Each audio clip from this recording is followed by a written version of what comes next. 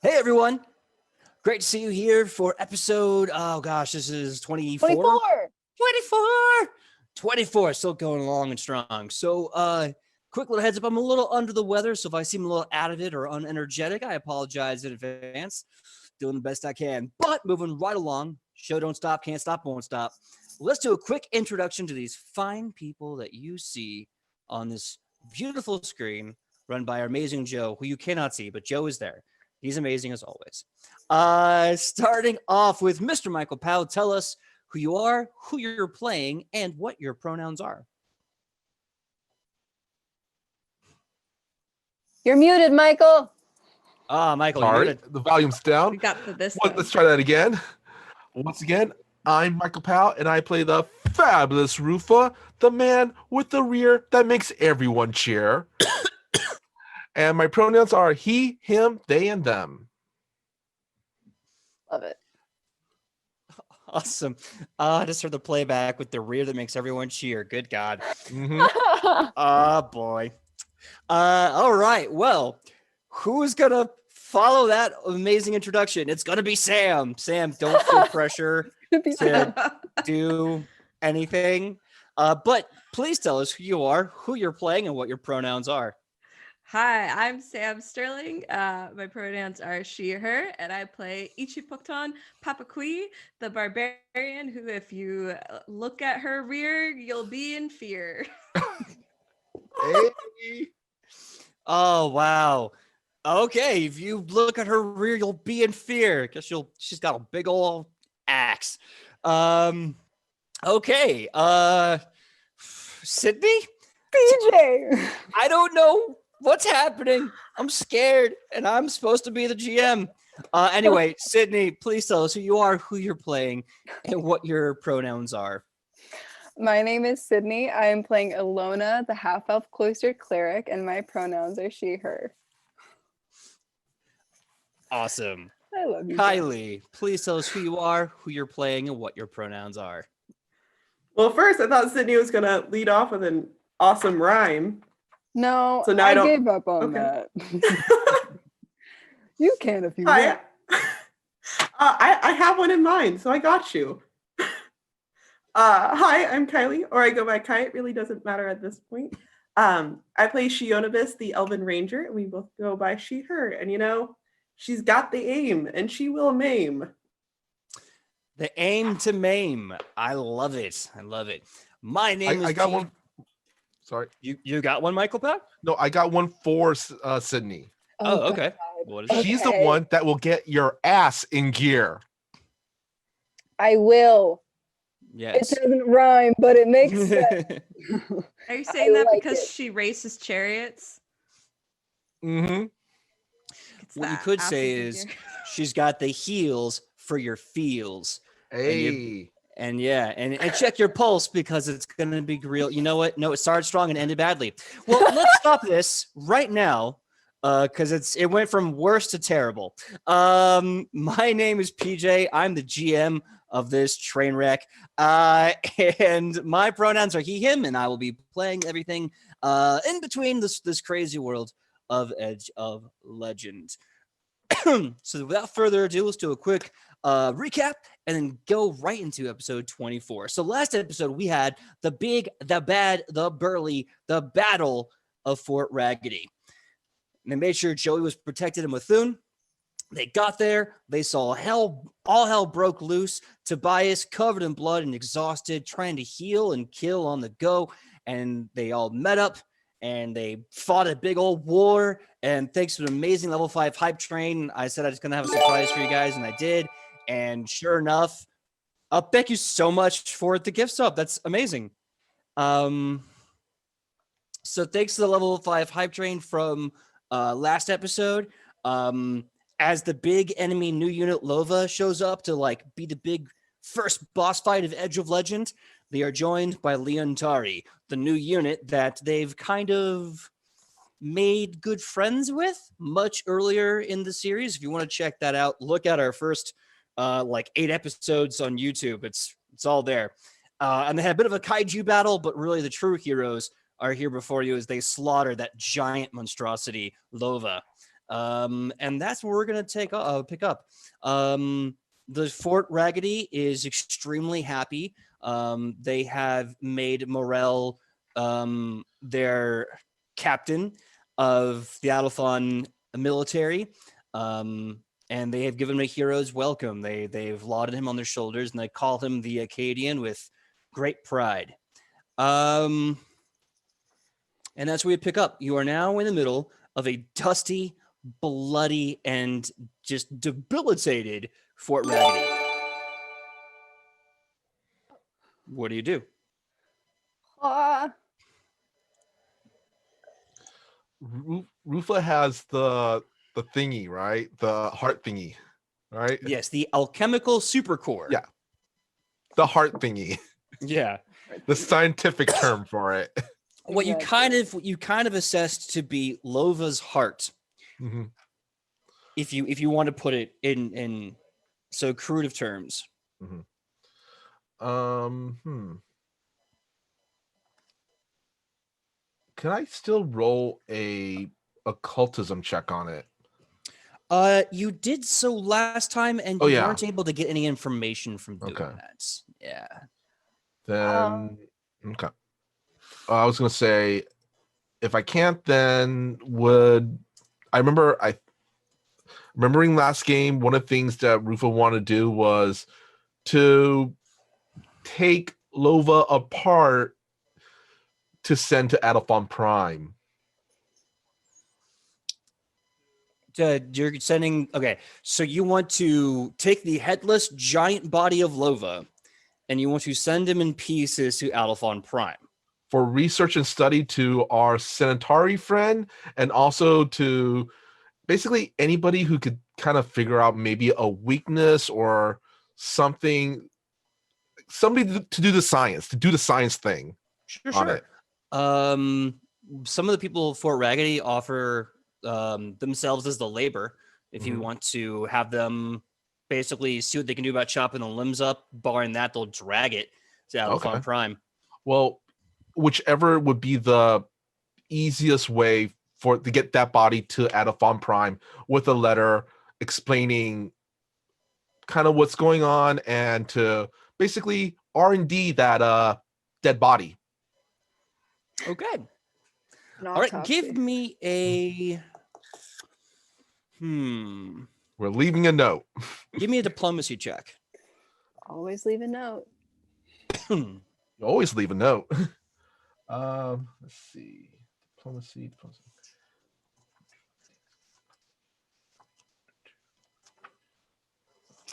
Since this body is part of my case, I get the +1, right? Mhm. Okay. 23 then. Okay.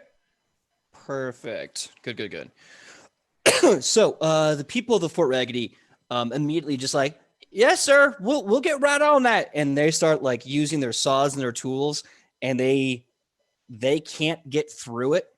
So they just start tying ropes up to the limbs, and they just start like putting it on wooden dollies and just like mushing it. Okay. Let me rephrase that. They drag it. They're dragging it to Alphon Prime. Rufus going, thank you. Very good job. This is very, very important work you are all doing. If we could find the secrets to this, we could get this war won. Ichi is going to, after kind of figuring out what Ruf is doing, come up to him and say, yeah, are you sending that thing to get buried? Or No.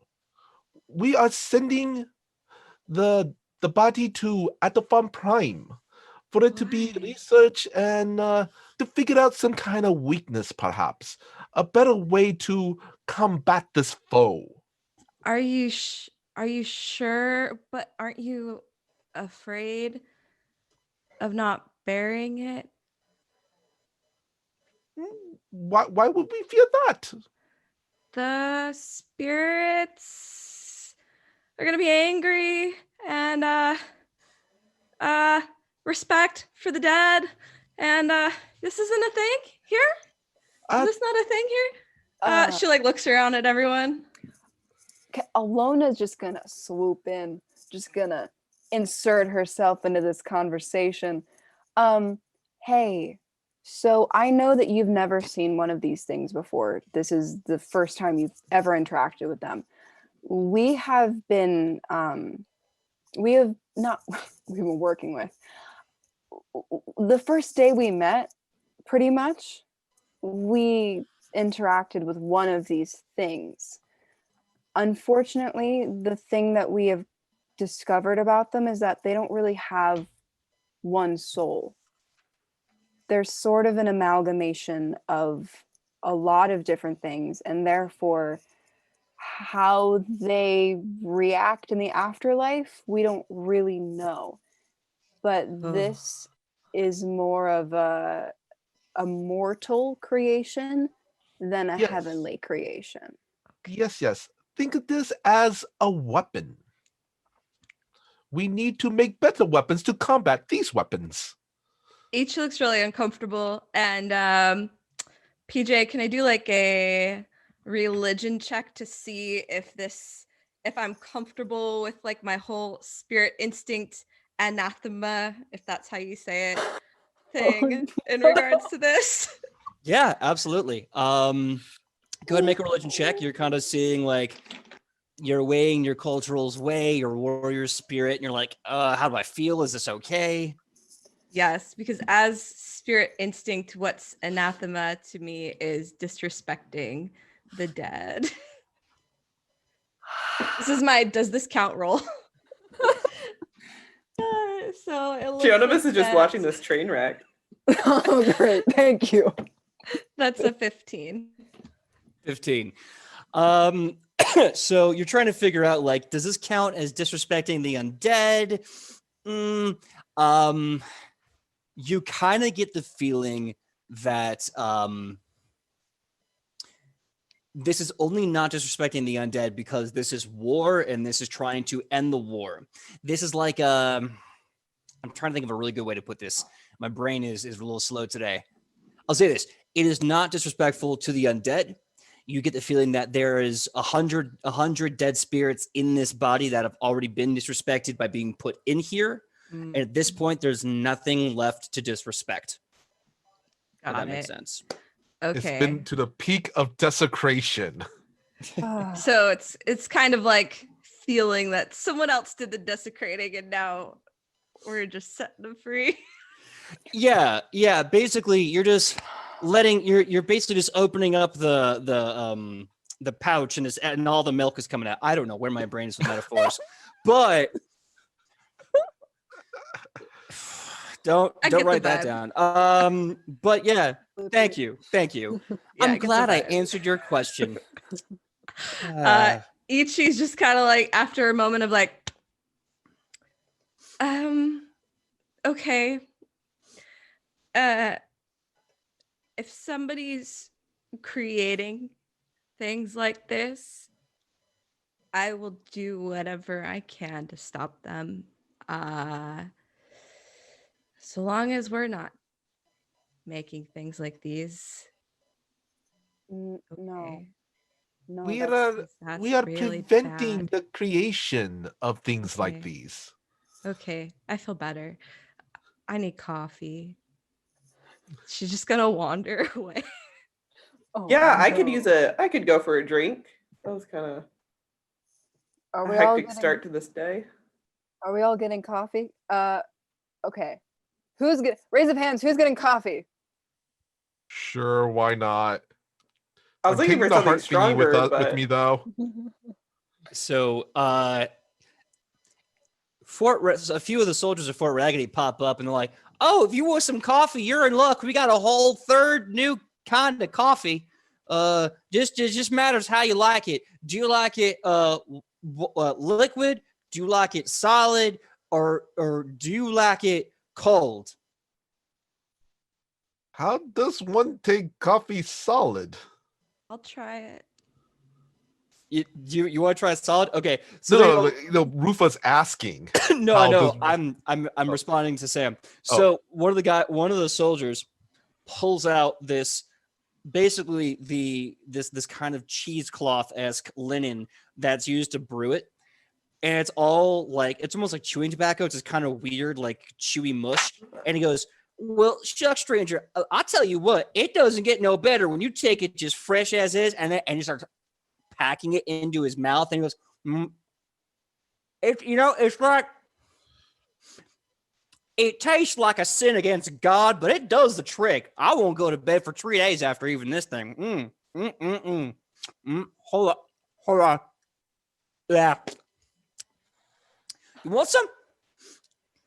Ichi takes it and she like out of her pouch pulls a traveling spoon, which she always brings with her. It's made of iron, just so you know. And she just like scoops a little bit and is like,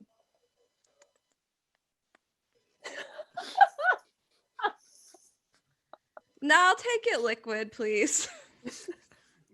You see him go with another handful, like this, like almost like he's lifting sludge, and he's like, "Are you sure? Because I mean, you might be missing out on an exquisite caffeine rush. It's very chewy. It's like if someone pre-chewed granola and then let it sit to get hard." You know, I'm all for trying the delicacies of local forts. She like looks around at this place, which is basically the sticks. Mm-hmm. But Mhm. coffee, just All right. just plain. Sure. Well, one second. He spits out another hump of this madness and drops it on the ground. He runs back inside and comes out with 2 piping hot cups. And he hands one to you, and he gets one for himself. And goes, well, I hope you like it, ma'am. It sure is good. We don't really have a lot of beans out here, so we have to make it from the local poop of the animals out here. We just, we take the droppings, and then we put it through the press. It'll put hair on your hair. Let me tell you what. Ichi now takes off of her belt a flask and dumps the contents and just downs it in one go. Okay. You taste a surprisingly peaty, meaty mixture of this. It tastes the way the rainforest smells, or the way like the dew smells in the morning sun landing on the grass. You can smell this very earthen flavor of it. And then of course a little bit of your flask mixed in there. It kind of has this kind of warm tone that brings the whole thing to a vibrancy on the back end. And then once it hits your stomach, everything burns horribly. And your cheeks immediately feel bright red, and everyone can see like La Pacifica Dorita's face getting kind of pink, and you are now like manic, like just buzzing. Well, anyway, so what's next? Where are we going, guys? You ready? Do you want some of this? I drank it all. Oh no, I'm getting the accent. Where's Iolenu and Tobias? They are still in the city with you. In fact, you even see Iolenu kind of giving Tobias the look, the look. And Tobias is just doing everything in his power to ignore that look. He's just like, oh my goodness, you seem hurt. Please come here. Let Tobias fix you. Like, he's just completely not paying attention to Iolenu, if you can help it. I'm gonna, Ichi, can I grab your hand? Yeah, where are we going? Okay, we're gonna go see Tobias. Okay. Ilona is gonna take I Ichi. definitely killed more orcs than him. Yeah, you did. You absolutely did. You kicked ass. Ilona is going to take Ichi over to Tobias and be like, Tobias, we don't know what's wrong with her. Can you take a look? Tobias immediately goes, yes, without question or fail. Please, let's go very far away and discuss your symptoms. What is wrong? And Tobias just puts an arm around you and then walks deeper into Fort Raggedy and away from Iolenu. Oh, I see what's happening here. Yeah, I'm fine, but you aren't. Yeah, I'm fine. He's not. Yeah. I'm not fine. What's is my hair a mess? What's wrong? Well, one, you haven't slept in 2 days. Secondly, what's going on between you and Iolenu? You left for a reason. You finished your obligation to us. Now your boss is standing right there. What are you going to do? All right. Well, first of all, she's not my boss. She is my management training. She's my drill sergeant, but she's not my boss. She just makes sure that I'm at the top peak of my game, and she's probably upset because, knowing her, they asked her to put a collar on me and drag me back to the island. And I did my job, and I made a promise to you that I would come back to you, and I'm back to you now. And I'm sure there's more heroic dare doing that we have to dare do. Is there? I mean, Asmat's ass, did you see that giant orc that had its head punched off by the other giant orc, and then the other giant orc, with said other orc's head, absconded thusly southwestward? That's worrisome. There's a lot of innocent villages in that direction. I'm just saying, who knows what could be going on? You don't want to go back to the office. I mean, if you was me, would you want to go back to the office too? No, I want to just fight things. Like, is there anything left to fight? Someone gets it. Yeah, yes, of course. There's plenty of things to fight. I heard there's there's fighting in wars. That's what I've heard. So the way I see this, it can go one of two ways. You make an excuse and you join us and you help us on our very dangerous, very exciting mission to spread the word that the Green Army is now a threat to the entire world, because I don't know if you knew that, but they are. You can join us, or you can go back and join your not boss. You see Tobias kind of mull it over, blows his blonde locks back, which just fall right back into his face. He looks over at Iolenu, kind of shudders, and looks back to you all and he goes, all right, but the only way they're going to let me actually get away with this is if I swear an oath to one of you. So he gets down on one knee, unsheathes his sword again, and offers the hilt and says, who am I making a promise to this time? Woodward's not here! Damn it! Take it. I guess it's me. Oh, I don't know. I see the dwarf has her hand raised. Do you take it?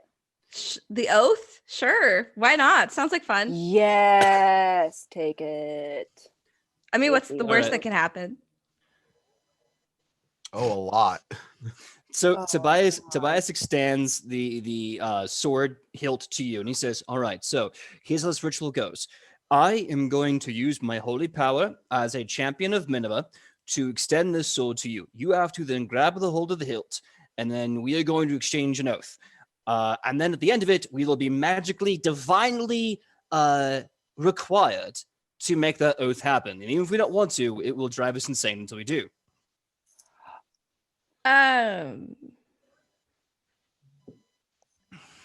Oh. Yeah. I kind of think for my lifestyle right now, it's better for me to be unattached. You know, I just don't want to be held down. Sure. You know, so Hey, listen, you're talking to Mr. Unattachment. I completely get it. What are labels, right? Like, if this is a thing, why can't we just let it be a thing? You know, I Yeah. get it. you I want a high totally five hear you. instead. Unfortunately, in order for this to work, I will have to make a promise to you. And then you will have to accept and then be bound by my promise to you. Ilona. Yeah. You stay here. We're gonna reconvene. Okay. We'll be back. We're gonna reconvene. Shunibus! Rufa! Shionibus and Rufa, do you decide to come to my calls? She's going to frantically like look up. I feel like she would have been talking to like townspeople. Then be like, what? Rufa, I would say, was looking for Hera and Antigone and also going, huh?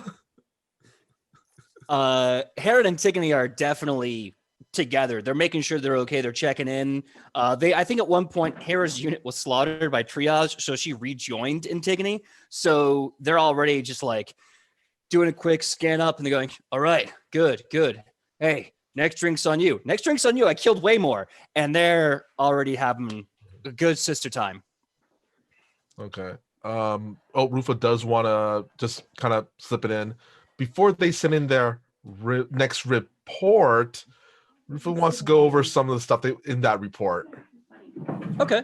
So you want to basically go to them and discuss the details of that report? Yeah. Okay. Let's try that. Okay. So Hera and Antigone kind of like they bump into you. What do you say? Oh, hello, friends. Have you sent that report in? And they let's go. No, we've been busy kicking a bunch of ass in a battle.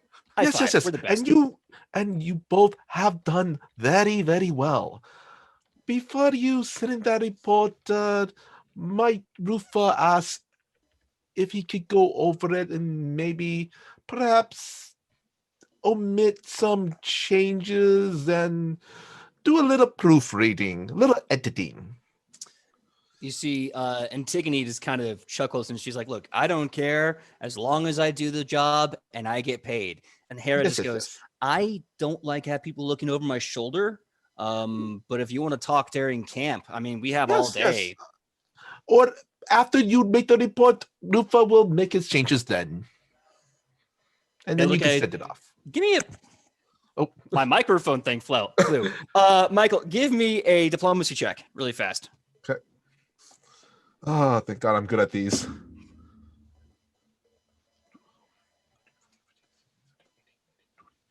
Dirty 20. Dirty 20. Okay. So they agree that when they're done writing their letters, they're going to basically just hand it off to you. And they're like, you know what? Hey, makes our life easier. We just want to do the job so we get paid. Absolutely. Rufa thanks them and then goes to rejoin the party. So I'm imagining now everyone is around the Tobias situation as he is just like sword out on knee going, anyone promise? Make it no oath bound? No.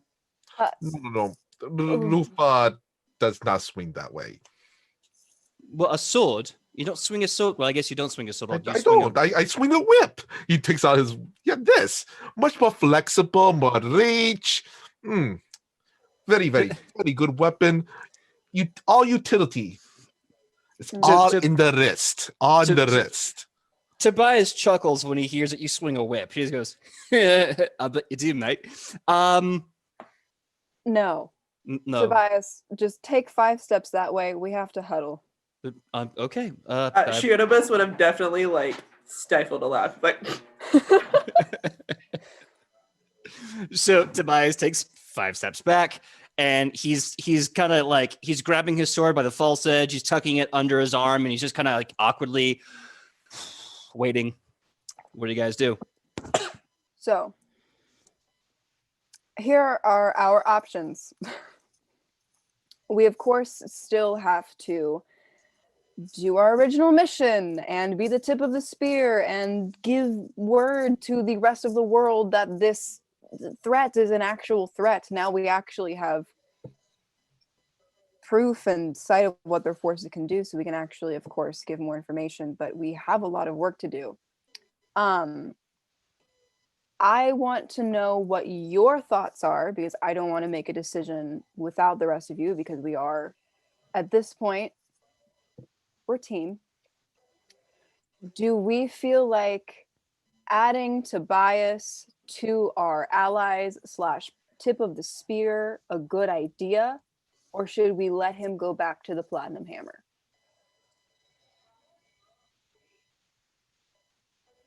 Well, Rufa would suggest having Tobias would be a very useful ally indeed, but we did make a deal with the Platinum Hammer and having them as allies also in the future might outweigh an organization, one man. So your argument is if we go about it in the wrong way, basically, and we end up making Iolanu or the Platinum Hammer mad for somehow sweeping Tobias from underneath their feet, we could make enemies with them instead of having them as allies. Is that your argument? Yes. Okay. I just want to make sure. Anybody else have any thoughts on that?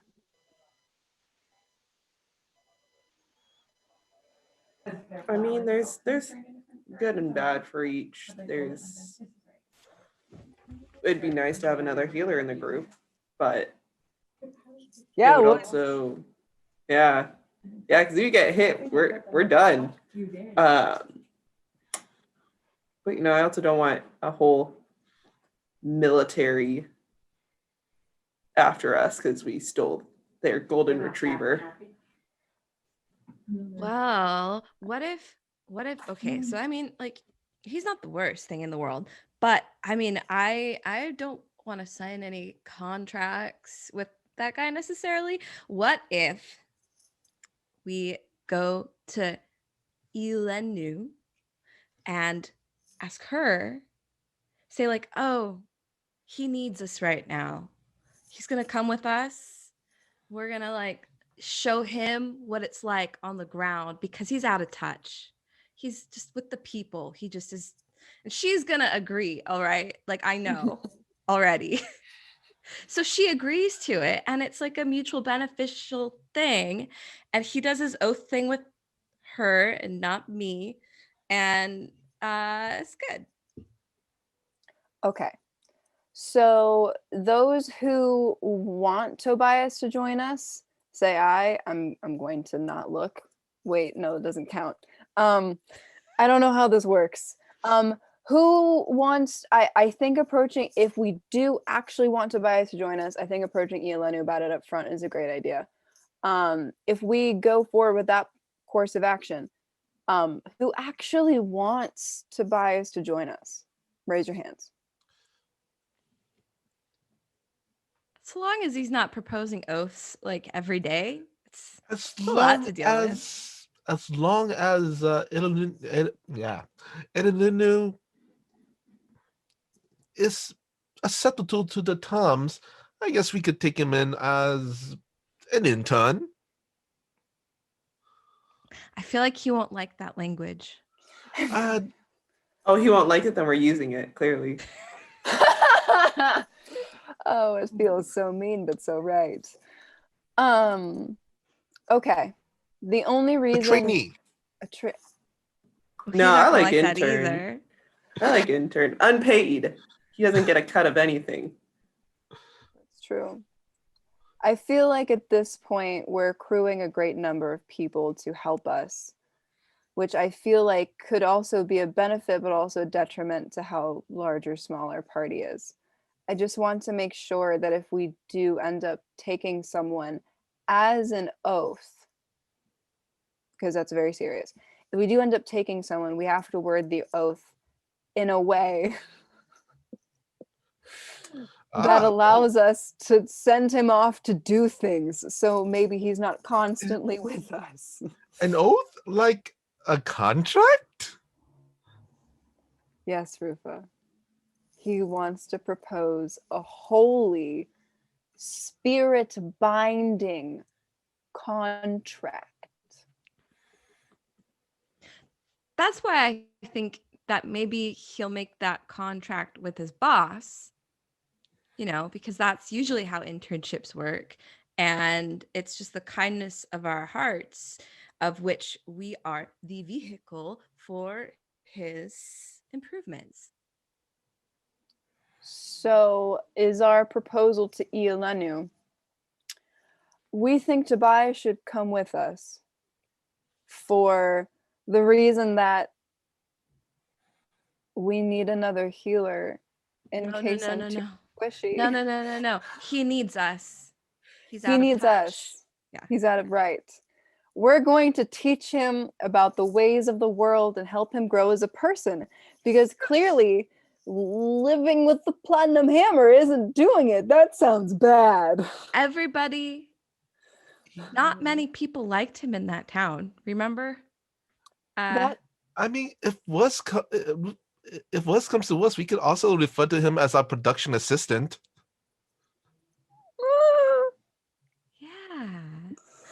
Yeah, something, it's gonna work out. Let's just go for it. I think it's gonna We work. can use a strong back if we need to set up a ring for a performance or something.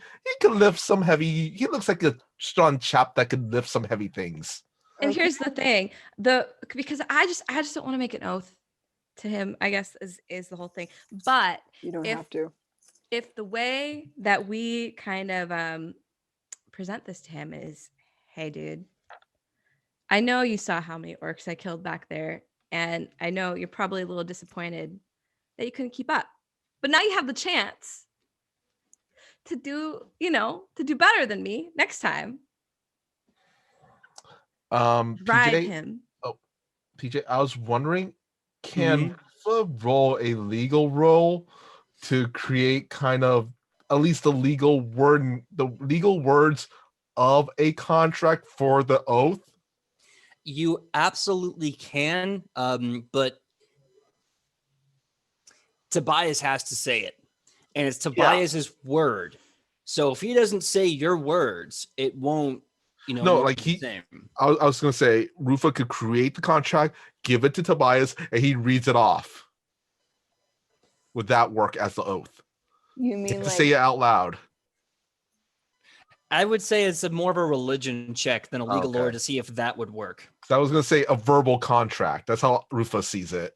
No, I see where you're coming from. But if your question is, if I write on paper for him to say these words, will that work? That will be a religion check.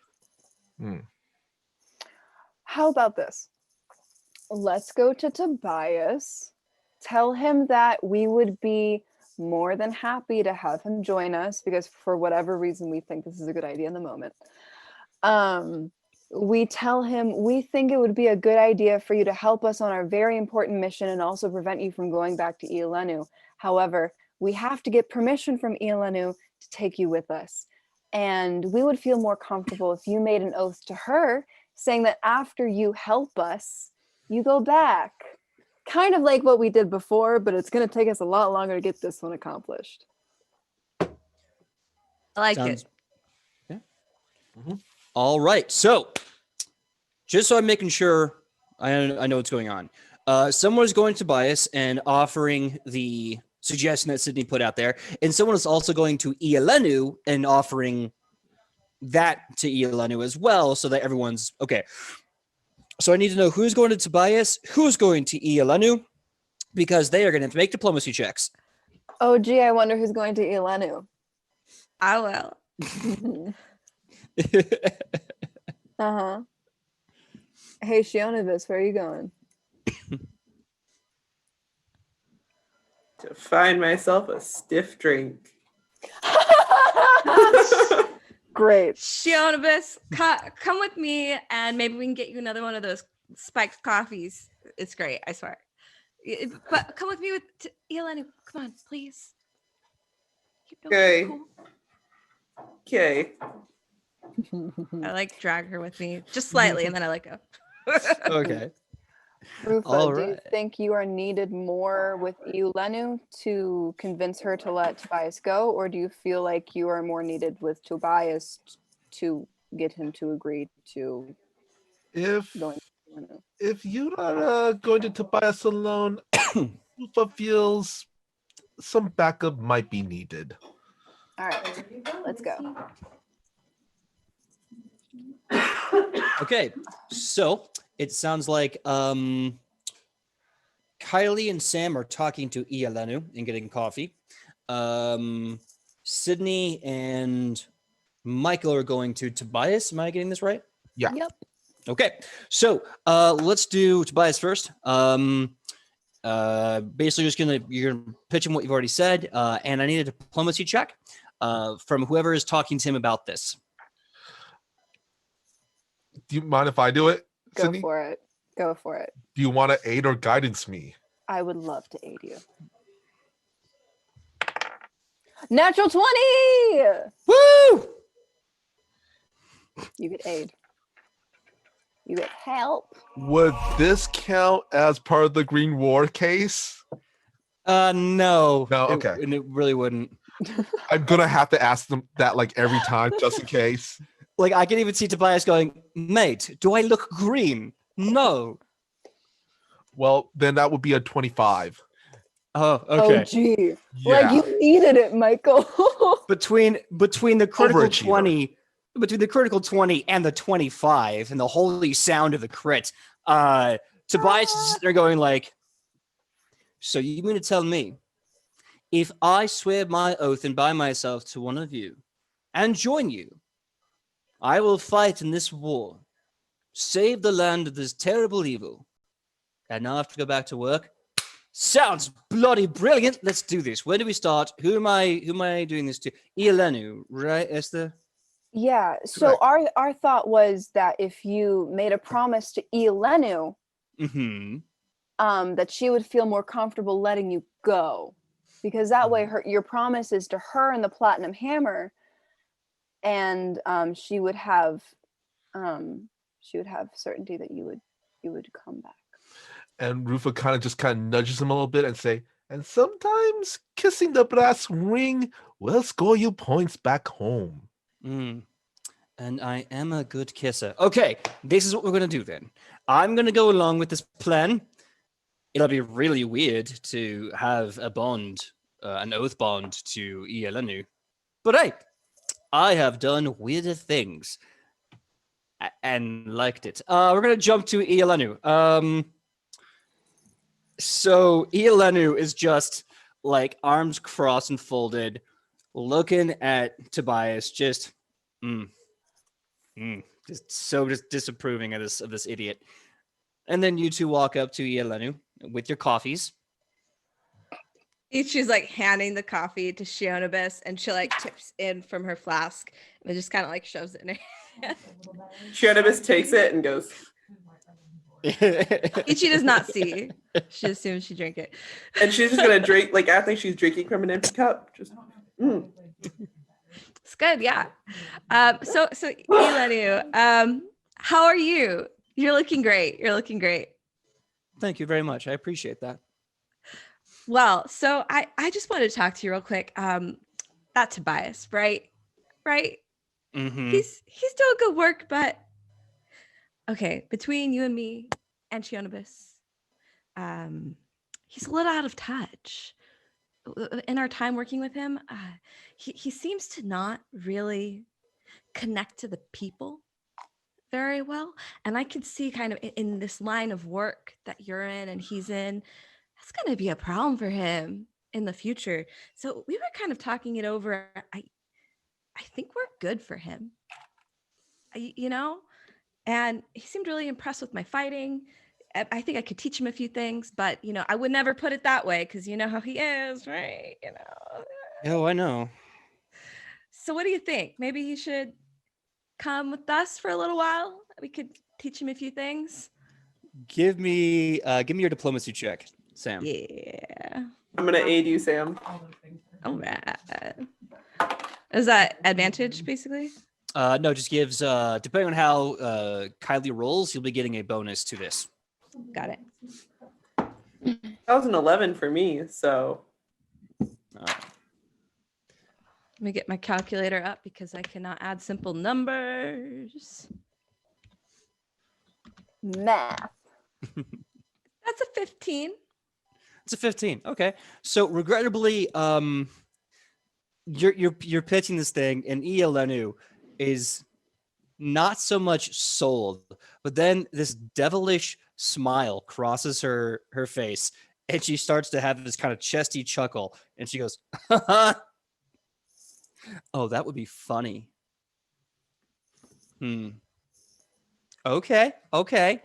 And Ielenu says, "Agreed." But, and she storms over to Tobias, and she's just shouting like a drill sergeant would. And he is just immediately like sit there with his sword kind of held up behind him. And he goes, "Whoa!" And she walks up and she goes, "Hey, boy, present me the sword." And he just goes,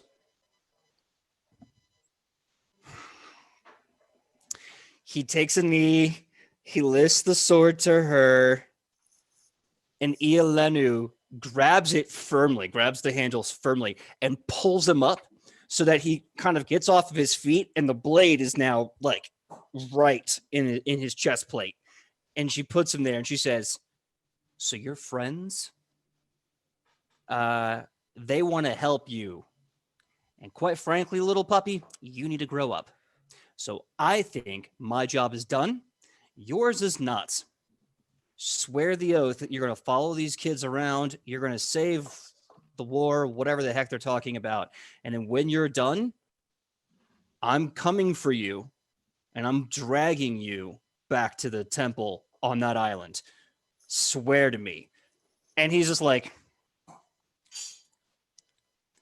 "I, Tobias Raphaelis, House Raphaelis, the Grand Hospitalier of the Order of the Platinum Hammer, hereby give my blood and life on this sword, that I will follow these heroes, and that I will help them rid the world of this green war that is ravishing the land, and that I will aid them with my strength and my prowess and my healing, and that I will fight the good fight for them, with them, and that when it is over, I shall return my blade and body." And she kind of looks at him, and all of my being. I will be physically, mentally at the island of the Platinum Hammer. She goes, "Boy, don't test me. And I'll be happy about it. This I do swear in the holy name of Minerva and Hazamat. Amen." And then suddenly this giant light shines off the blade, and you see when the light retreats, they're standing there, just as normal. And Iolenu, who's like just grabbing the handle, boops him on the nose, and she goes, "Good. Now get to work." And she turns around and walks away. And you can see Tobias just putting his blade away. He goes, "I outrank you." "What was that?" "Nothing. Thank you for the instruction, ma'am. I will take it into consideration." Immediately, Shionibus is like, "He said he outranks you." Oh, And then like you're shouting out in the crowd, and then you're like, Shionibus, right there. It's like, what? Who said that? "What? Was that me?" Iolenu kind of looks at you with a smile, Shionibus, and then she looks at Tobias with that whole like, and then just keeps walking. And Tobias is just like, She's great. "Oh boy." welcome aboard. It's great to be here. I am now honor bound and divinity bound to join you everywhere you go and help you fight this battle. War thing. It's gonna be good. It's gonna be lots of fun. I'm looking forward to it. So, what's next on the plan for the heroes of Fort Raggedy? Ichi has another coffee that she obtained at some point during this, and she pours from her flask. She just hands it to him. Oh, Welcome. that's so nice. He takes and he goes, "Oh, that's actually truly lovely of you. Thank you. Oh my goodness, this is. Out I of can't believe you've done this. This is shit, Walter. Oh It's a no." mild delicacy. You see, with us, you're gonna get a worldly view. So we're starting now. All right. This is something. This is a delicacy people drink. Oh, I can't believe you've done this. Delicacy. Oh no. You need to expand your world. It's gonna be great.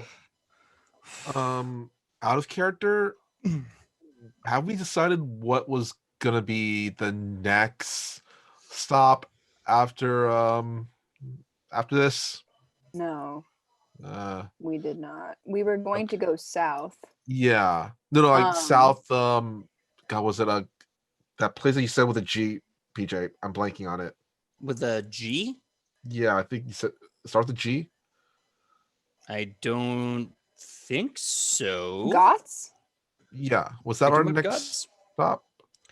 No. I mean, you can Oh. go back to Gots if you want, but no, you Gots is the brother city state to Oh, yeah. Asher, Mhm. which you are currently in. All right. Could Rufa pull out one of his notes / maps and just kind of like rock at the corners so it won't fly up? All right, friends. Where to next? Well, we were originally heading south to get out of Adelphon so we could warn other countries because right now, Adelphon knows at this point. Adelphon is very aware that the Green Army is well and in their midst. Rufa surely does hope so, especially after they drop off that in the front store step. And it kind of like Exactly. gestures towards wherever Lova's bodies was being taken away to not. Exactly. But the rest of the world does not. So our job is, of course, to inform the rest of the world and warn them that there is danger coming. So I think Dunson was the last city before we exited Adelphon. What is south of Adelphon?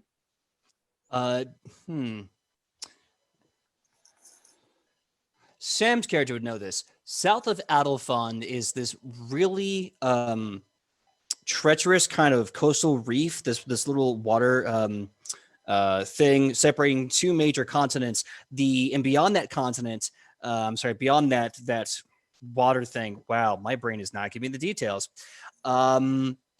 Is Asmakon. So further south of Dunstan, way further south of Dunstan, is the next continent where Asmakon is. Now, there's also a handful of other cities in the continent that we have not seen. We've got some raiders. Thank you so much for joining us, Official Paizo. It's awesome to have you here. Thank you so much. I hope you guys enjoy. Did anyone Okay. else's anxiety just spike? Because mine did. PJ, Uh-huh. what looks strategically important? That Rufa would think would be strategically important area for us to probably go towards. Well, you are noticing that there's a lot of places in Adelphon Prime south of Methune and all those other territories in that continent. One of them is a small town named Chester, which leads into one of the largest merchant towns, business cities, if you will, on the continent that is not attached to Adelphon Empire at all. And it's a town called Agrippa upon Aubert. And it's just below, it's massive.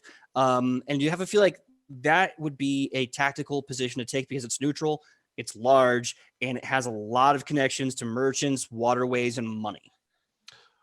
Rufa is gonna tap at that location. Rufa suggests here we could get some much needed supplies, and as they say, money. Army marches on money.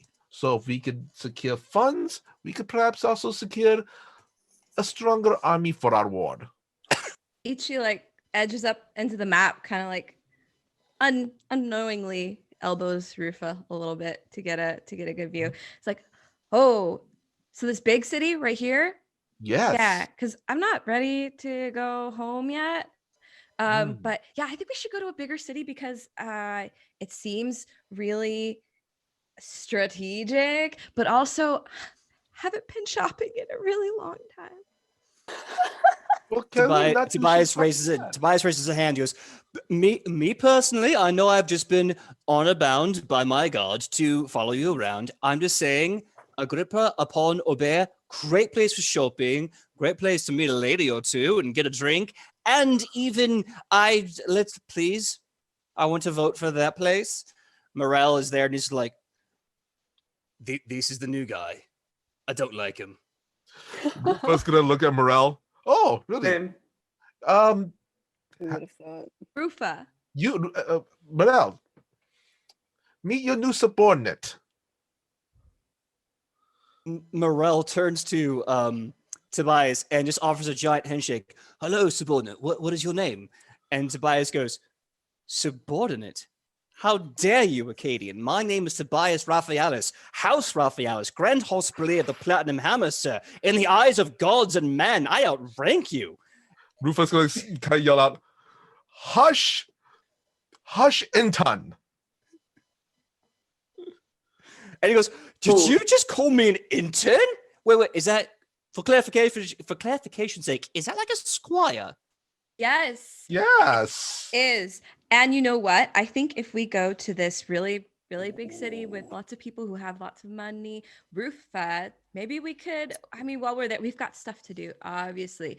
But like, do you think I could get a show? Maybe to make Perhaps some we can use extra your show money? to, yes. Lufa does have an idea. The synapses, they are buzzing. And What are the synapses?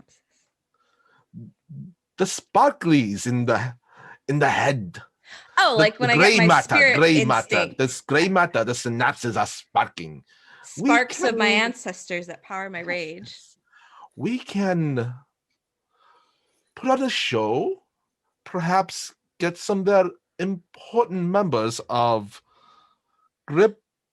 Gripata, whatever you call that that town, and perhaps make some allies, make some friends, like we did with the Senate. Yes. Oh. Mhm. Everyone think And that's also good? funding. We do. He kind of looks at Shonabis and Itchy. I'm pretty sure you two wouldn't mind some extra fundings. Gold wins wars. True, That's true. what I heard somewhere. I think it's funny that you two think that you can make enough gold to fund a war. Listen, first of all, I had a really great tour last year in Asmacon. People are really into the gladiatorial arts. And I think that, you know, aside from like stopping this war or whatever I'm doing to help you guys, I think that expanding my presence here is going to be a really big thing. I think it's going to go really well. And Yes, some of that money's going to go to you guys too. So true. And also, Some. we are getting, our happy little troop is getting bigger and bigger. We can perhaps arrange something. at this Okay. point, Ichi's coffee's wearing off and she starts to get kind of sleepy. And she's like, okay, well, it was cool. Tobias, you're a cool guy. Shionibus, you're cool too because you drank that coffee. I sure did. Sure did. Fire.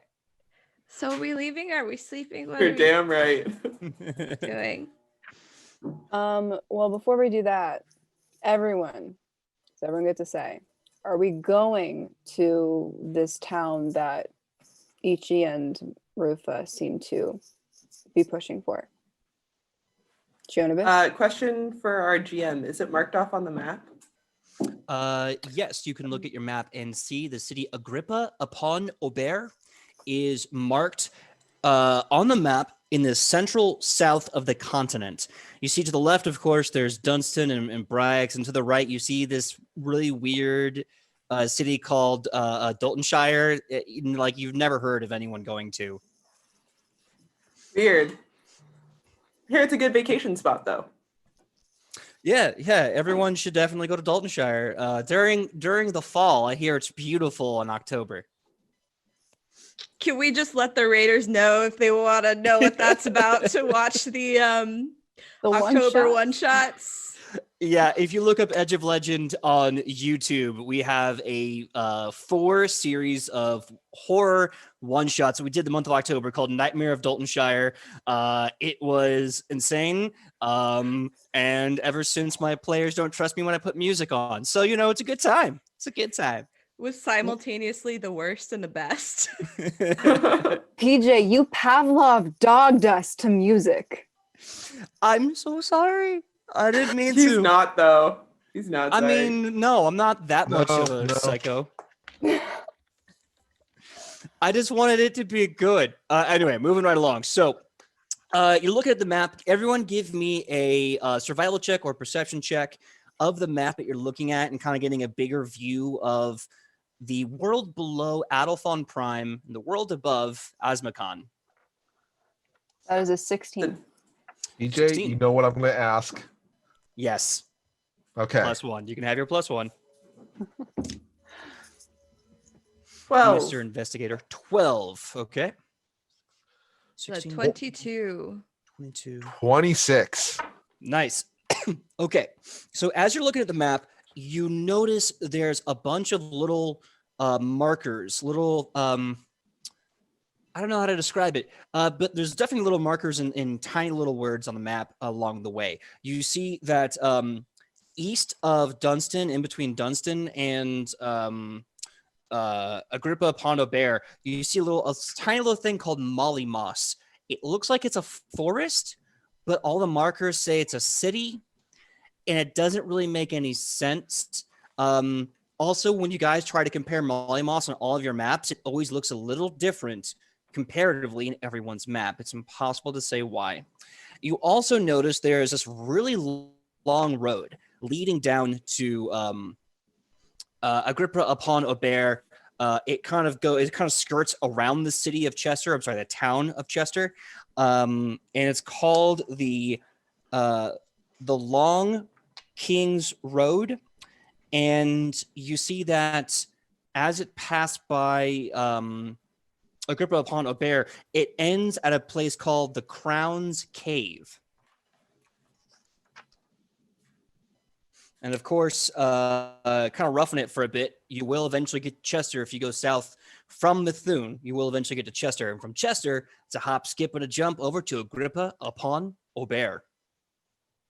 So we have to go through Mollymoss and Chester before we get to Agrippa. Say that one more time. We have to go through Mollymoss and Chester before we get to Agrippa. You can technically choose. If you want to, if you go to get through Mollymoss, you'd have to kind of be going from the east coastline where Dunstan and Bryax were. So you're going to be moving from Dunstan and Bryax, sliding east. So it's going to be moving down, quick jump, going through Mollymoss to get to Agrippa upon Aubert. Directly south is Chester, the town of Chester, going to the city of Agrippa upon Aubert. And they have this really long road that also kind of slides alongside it on the west, and it drops off right by the Crown's Cave. First of so we all, have three PJ, options. Cool. don't think I didn't miss you saying Oa. And second, so which would be the most direct and fastest route? Well, that depends. You have 3 ways to go about it. You have the road to the west, which is straightforward, but a very long road. It doesn't really interact with any cities, unless you want to jump off the road to go to Daltonshire. Otherwise, it's a straight shot to the west side of the city. If you go south, you're going to be roughing it a bit. You're going to hit Chester before going further south and hitting Agrippa upon Aubert. And if you go to the east, you'll be able to slide through places you've already been before, Bryax and Dunstan, then kind of saddle through Mollymoss, and then you're there. So the choice is yours. Do you want to have one long road with no breaks? Do you want to have one road with a town to stop? Or do you want to go through territory you've already been through and then cut through Mollymoss, and then you're directly there? Didn't we leave a cart somewhere in some town? We Am I left- remembering that right? We left our carts right before we got into battle. Yeah. So we hit our carts. We Oh. have carts. Yeah, it's here. I see. Out of character, Mollymoss sounds like fairies. And so Sidney wants to go to Mollymoss, but logically, it wouldn't make any sense to go back a way we've already been, even though it But- sounds But fairy. if we go back the same way we were, we know exactly what to expect and know there's not going to be any surprises. Ichi's gonna look at Alona looking at the map and say, "You want to go to this like moss place, huh? I can like see you got like a little sparkle in your eyes. I can PJ. tell you won't go there. Can I do a lore or religion check for a second for some flavor? Sure, absolutely. What flavor would you like, or what question? I want to make sure I give you the right roll for that. Yes. So I want to backtrack into my childhood because I know so Alona, cloister cleric, books, nerdy girl, in none read books, lots of, yes. So I want to know if she can recall anything from her childhood specifically about any legends, lores, myths that have to do with strange things on maps that seem to be changing and no one can really know why. Or I want to remember some fairy tales, PJ. Okay, here's what I will allow. I will allow 2 rolls for this. One for Sidney and one for Kylie. So Sidney, give me a lore check or religion check. I'll let you do both of them actually. And Kai, Shonibus needs to make a religion check or a lore check as well. What kind of lore? Elven lore. Okay. Ooh, not fantastic, but that's all right. 16? All right. 16. What was yours, Sidney? I got a 26 and then also a 16. 26 and also 16. Okay. So, excuse me. So, let's go with Sidney. So which one was the 26? Which one was the 16? The 26 was the religion. The 16 was the lore. The 16 was a lore? Mm-hmm. Cool. Okay. So the religion. You remember reading very little information, but what was there was still at least pretty good. You got names and some bit of history about the gods, the Fae or the Fae gods. You remember reading a lot about them, and you remember the kind of creation story of how elves were born on this planet. That one of the Fae gods, a guy named Yazind, the farmer, went on his great walkabout, found himself here on this planet, thought it was really sweet and really nice. Great place to raise a family. So he decided what he was going to do was give him a great gift for allowing him to kind of shoot through. So he reaches into his bag of seed and starts planting 5 different trees of life. But after that, he's like, hey, I'm Faye. I gave you a gift. I got to take a gift back. So he grabbed a giant chunk of the ocean and brought it home with him as a gift for his wife, the moon. And that's why it rains every night. And that's why I had that condensation, that dewy morning, because that's the water slowly going back up to the moon, aka the sun. So that's kind of how the trees of life are thought to have been put on this planet. And that's where the elves are said to have come to this planet and how they were raised here. So you know of that, and you also know that the religion stories kind of back up the lore that you know, which is the trees were these giant, massive things that literally gave birth to elves, these immortal people who couldn't breed because they were literally just fruit from a tree like that. But at the base of the trees came mushrooms, giant mushrooms that then sprouted and opened and turned into gnomes, and then in some variants from the moss they turned into halflings, and they started just filling the world. Gnomes and halflings, because they came from more of the roots of the tree, had a bit more of a wild streak about them instead of being high up on the branch and looking down at everyone like the elves do. No offense, Kylie. So you know that they were very adventurous, always trying to break away from the tree, finding a new world, finding a new place to settle in. You know that if there's anything in this world that is weird and inconsistent, it's probably a gnome or a halfling causing some sort of mischief with infrastructure. The Fae can't really bleed in, but there's a lot of attempts of people within this world to make the Fae bleed through and out. And Kylie, you know for a fact, gnomes are friggin' weird. You know for a fact, them some psychos, They're banging at parties, but they are psychos. And every time a gnome or a halfling starts a whole city, it is this little compact pocket of Fabius. And if they set up a city somewhere, which the adorable name of Mollymoss kind of, you're like, yeah, I can see that. You're like, yeah, there's a whole forest city. There's probably a slice of the Faelvanane in that city just because those gnomes and halflings put it into this world. So if you're like, it's like when you go to like Little Tokyo or little like Koreatown, but like during a pride parade, like it's like that times a billion. We have to go now. PJ, I hope you know in my notes, in all caps, I put gnomes are whack, yo. All caps. I love it. Period. I love it. Like, is that a quote? Did I directly say gnomes are whack, yo?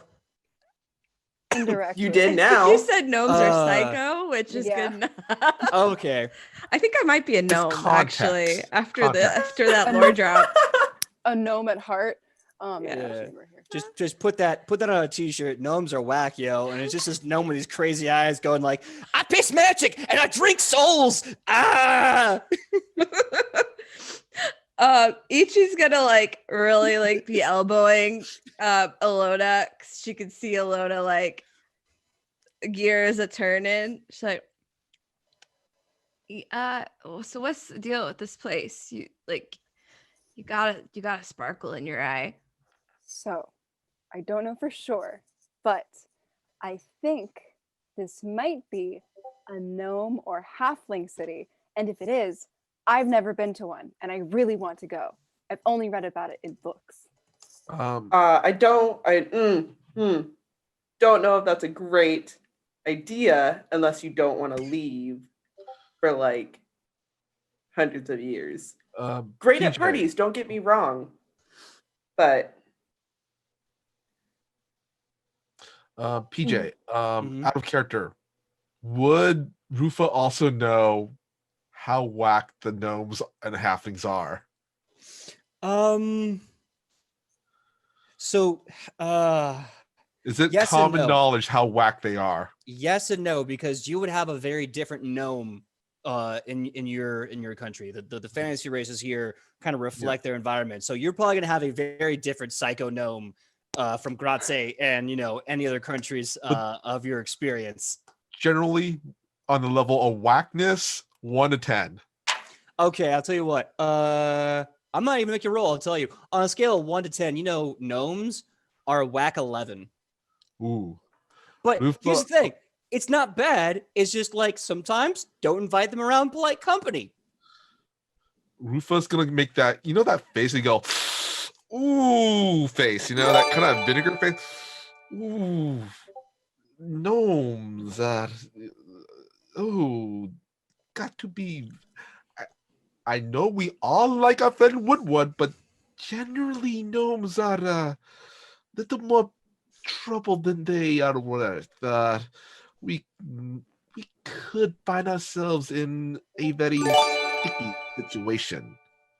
Shouldn't the gnomes know about the war too? True. Maybe they have like an inter-gnome city contact system in which going to the gnome city, she looks at Alona, really trying to like talk this up for her sake. We go to the gnome city and they can use their like gnome magic to tell all the other gnomes. You get the idea that Ichi as a dwarf knows nothing about gnomes, like psychic gnome powers or something. And then it's almost like we went to all these different cities because they can just disseminate the information like nothing. I'm pretty sure that's a thing.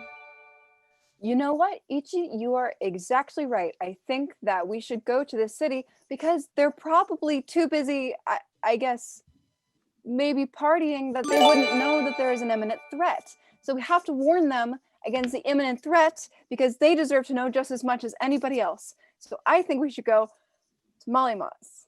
PJ out of character. Shionibus is... Go ahead, Michael. I was gonna say PJ out of character.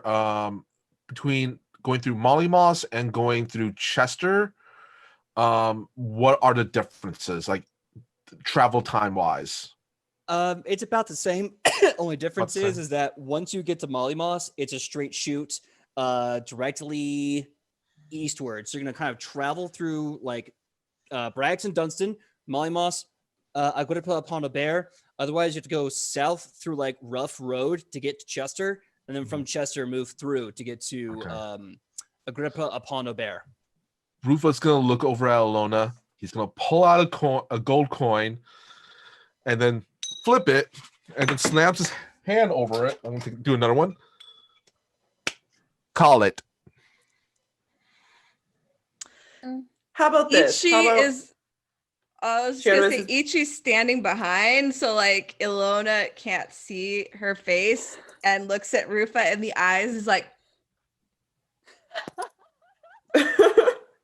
she wants to go. Call it. Heads or tails. Morel kind of leans in and he goes, is there any way we can just maybe agree to go to Mollymoss? I think by democratic stakes we voted for Mollymoss, maybe. Ilona looks at Shionibus like, you see Tobias like point and goes, look at that mug, my friend. That is a sad mug. We need to put a smile on that face right away. And I think that smile is cured with Mollymoss. Shionibus, Tobias is wearing armor, right? Yeah. Okay, she's going to grab him by like the top of his armor, pull him close, and then push him. Hold on. Ooh, you know what? For the giggles, give me an athletics check. Ooh, not great. That's okay. That's a solid 12. Solid 12. You see Tobias stumble and he's about to just eat dirt, and then he catches himself and he's like, never fall down. Never.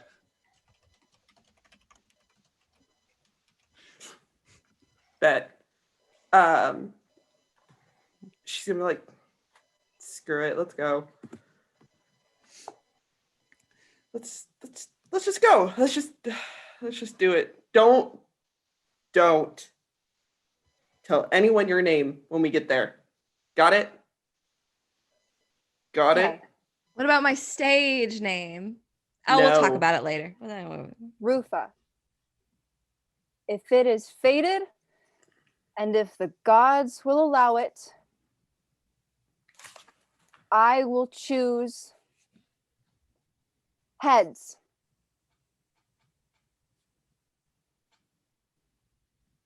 Well, the gods are fated. We all agree. We're gonna go. We're gonna go. We're gonna go. We're gonna go. You're gonna see Ilona just get really excited and kind of curl into herself and start just like muttering like, I've never been to. Oh my god, this is the best day ever. I'm so excited. I mean, granted, I feel like you haven't been anywhere before. So. Oh, and while Alona's not paying attention, Rufa's gonna just kind of flash the coin over to Ichi. It's Ichi a can see. double-headed coin. Ichi's like, yeah. And then is like, sits next to Alona and just kind of like takes a nap on her shoulder. So Morel will remind you that you guys, because you were walking into a war zone before last episode, that you parked the cart in a dense forest, like a few clicks away from combat. As Sam's character slowly shrinks into a ball, Morel just kind of looks and goes, "Should I carry the dwarf? Should I make sure that she's like okay?" Bet that you carry her. Then Rufa kind of makes a motion over to Tobias. Better you carry her. To Then Oh, okay. Sam, how unconscious is your character? I mean, sleepy. No, I no, no. guess. I think you got me mistaken. Rufa's talking to Morel to have Morel carry her. Oh, okay. Either way, Yeah, better than him than Yeah. Tobias. either way. She's How sleepy is napping. she? She's napping. Okay. She's napping. Maybe if someone was trying to pick her up, she might wake up a little bit. But out of character sidebar, they're gonna have to roll for that. I've because already she's a rock dwarf. I've already rolled, which is why I'm asking because what's your fortitude bonus? Well, just so you know, I get a +2 to my fortitude bonus for any attempts to jostle me. So let's see. That'll make that a 12. All right, so bonus. okay. That's a 12 bonus, which makes the total DC a 22. Okay, so Morel, who's just this big Acadian, like the Rock with a kick-ass beard, walks up and he kind of like scoops 2 arms around you and he goes,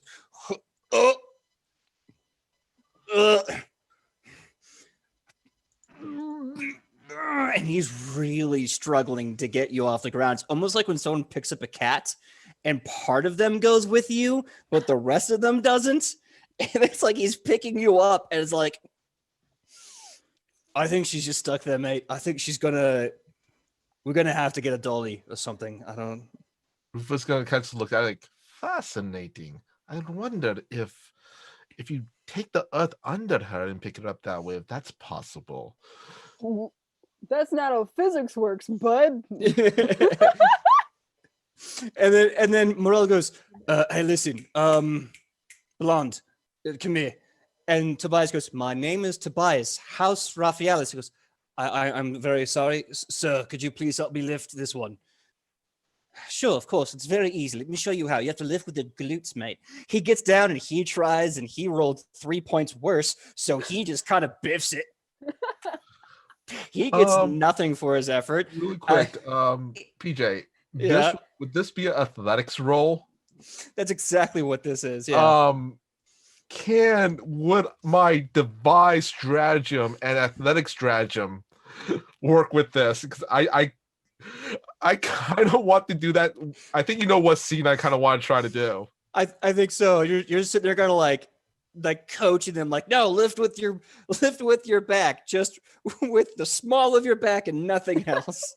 Well, okay, I'm going to try to attempt to use my devise a stratagem, and I can since at the feet athletic stratagem, I can actually use that ability to my athletics.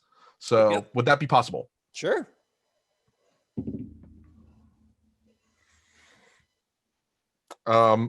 Nat 20. Oh my god! So Morel, who is like 6'2", 6'3", like 260 jacked pounds of Acadian muscle, struggles. You know, Tobias, this paladin, more of a swimmer's build, really, but he is just like struggling despite walking around and and there's the holy crit sound. As then Rufo walks up and just goes, "It's easy." And then what do? Rufa kind of looks at that, like then he takes a stick, writes some quick equations in the dirt. This, that, carry the tool, carry the fire, yes. Okay. And then strategically lifts her somehow very easily. I see, almost kind of like in Brazilian Jiu-Jitsu, you got to find the right lever and fulcrum, and you're like, Fulcrum! yeah, Yeah. like I'm going to get the hips here, get the shoulders there, and turn this around, and bloop, distribute all the weight perfectly. Yeah, And you just Rufa's gonna scoop just her right look up. at the guys of, how difficult is that? It just kind of gives them that look and just walks towards the wagon to set Itchy in. Morel's like, teach me, mate. Teach me that grappling technique. And then you have Tobias who's like, he's cheating. You all saw it. He's a liar. They're in cahoots. I swear it. And they're walking off. So we're going to take a 5-minute break from there. When we come back, we are going to fast track to the city or forest of Mollymoss. We'll be back in 5 minutes, 9:35. We will see you then. Hey, thank you so much for that 5-minute break. Wow, so much. Before we get going and before we cut to what will surely be amazing with Mollymoss, we want to say thank you to everyone in the chat. You all have been amazing. The hype train is outstanding, and every time we've had a hype train in the past, I have promised a one-shot. So or a surprise twist to the episode. I don't know. So we'll see what happens. But by the end of today, there'll be something. I'll say that much. Thank you so much for the level 5 hype train. Also, before I forget, this Saturday, December 19th, is going to be our 6-hour-long charity game. I'm going to put the link in the chat there. If you want to donate now, you can. If you want to show up on Saturday and watch the entire one shot and donate, then please do. It's to help. It's with the Extra Life Charity Foundation as we help the Children's Hospital of Los Angeles. And I'm sure, as you all know, 2020 has been crazy for health. Myself included, and we're here to help kids to live a little longer than us. So the link is in the chat there. We're trying to raise $1,000 so far. We're 10% of the way, and we haven't even started. So please donate now if you can, and if not, please show up on Saturday. We'd love to have you there. Tell your friends. And the game for Saturday, if you're curious, is going to be the Frozen North. What happens when the Ice Queen has to be protected by her estranged son, Larian Voss, and Ulfgard Company as they walk her from Adolfon Prime to the Citadel of the Elves in the North. This very awesome idea was unlocked by you, the legends in the chat. So come see the awesome story as these heroes here. Oh, and a few guests of the show, Waffles and Syrup, will be there as well. So we love you all. We hope you guys can tune in Saturday. And without further ado, thank you for the hype train. Thank you for donations. Let's get to Mollymoss. All right. So after a long journey, about a day and a half, you finally get to the part of the map that says Mollymoss. And it's weird because it feels like no matter how far you keep going, you don't really find it. Eventually, the forest around you seems to change all at once. Not gradual, not a little bit here and there, but you go from a dark forest, slam, bright lights of different colors. You see blues coming from the leaves, almost like it's dripping like snow or raindrops. Blue lights just keep coming from the leaves. You see bright purple and pink, just this warm glow coming from the mushrooms all over the ground. The moss itself starts to pulse green, like some sort of track LED lights, just woo, woo, as the green energy just keeps pulsing forward and forward still. You see a lot of the animals too start to notice you. And as you do, you start seeing this kind of bunny rabbit paw in the air with its nose, then stand up and goes, "What are you looking at, buddy boy? I'm just a bunny rabbit. Are we going to have woods? You want to fight about it? We'll fight about it." And then the bunny rabbit runs away. And as you start entering deeper and deeper into Mollymoss, you see a massive mushroom growing in the center of this town square. You see buildings built in ways that make no logical sense. You see what looks like a triangle of cones stacking on top of each other and a side coming out. And it's just horizontal enough, but a door pops open and you see a gnome kind of defying gravity as he's walking around his own house structure to get down to the ground. You're seeing giant holes in the ground, doors open straight up like trap doors, and walking like defying gravity, you see a halfling just kind of stumble out into the city. You're seeing animals walking around talking in common, and you are seeing halflings and gnomes just kind of break out through the world with these colors still prevalent. You can see even almost like hanging lanterns of energy just pulsing and moving through these thin mists that look like cotton candy stretched to the breaking points. And you can see, even though it is dark out in this forest, it is bright with pounding lights like a nightclub. And all of the creatures there, all the gnomes, halflings, and the speaking animals are suddenly very aware of your presence. Everyone give me a perception check.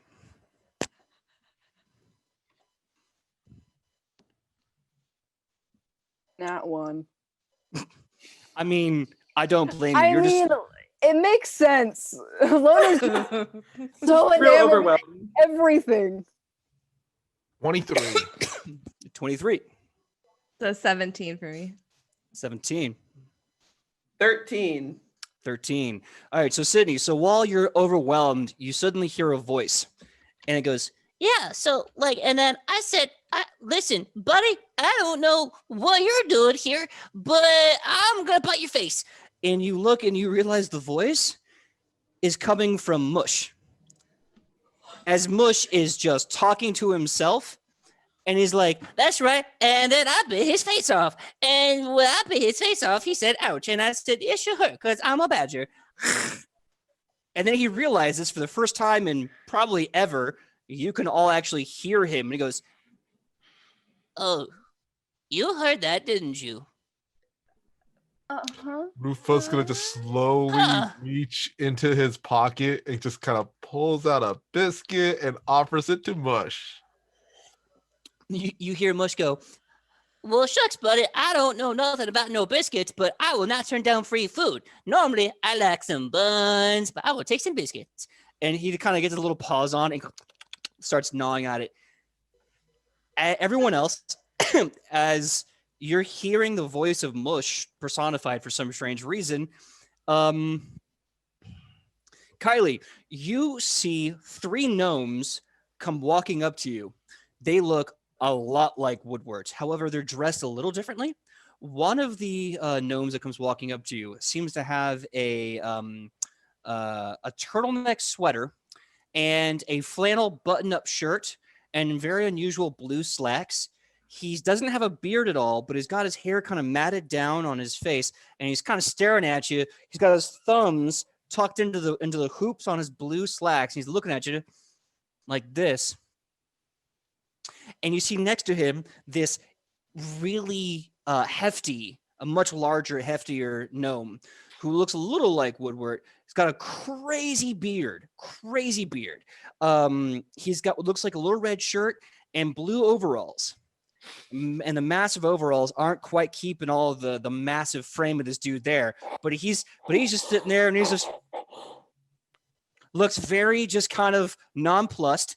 And you also see you see a halfling with curly, sandy brown hair.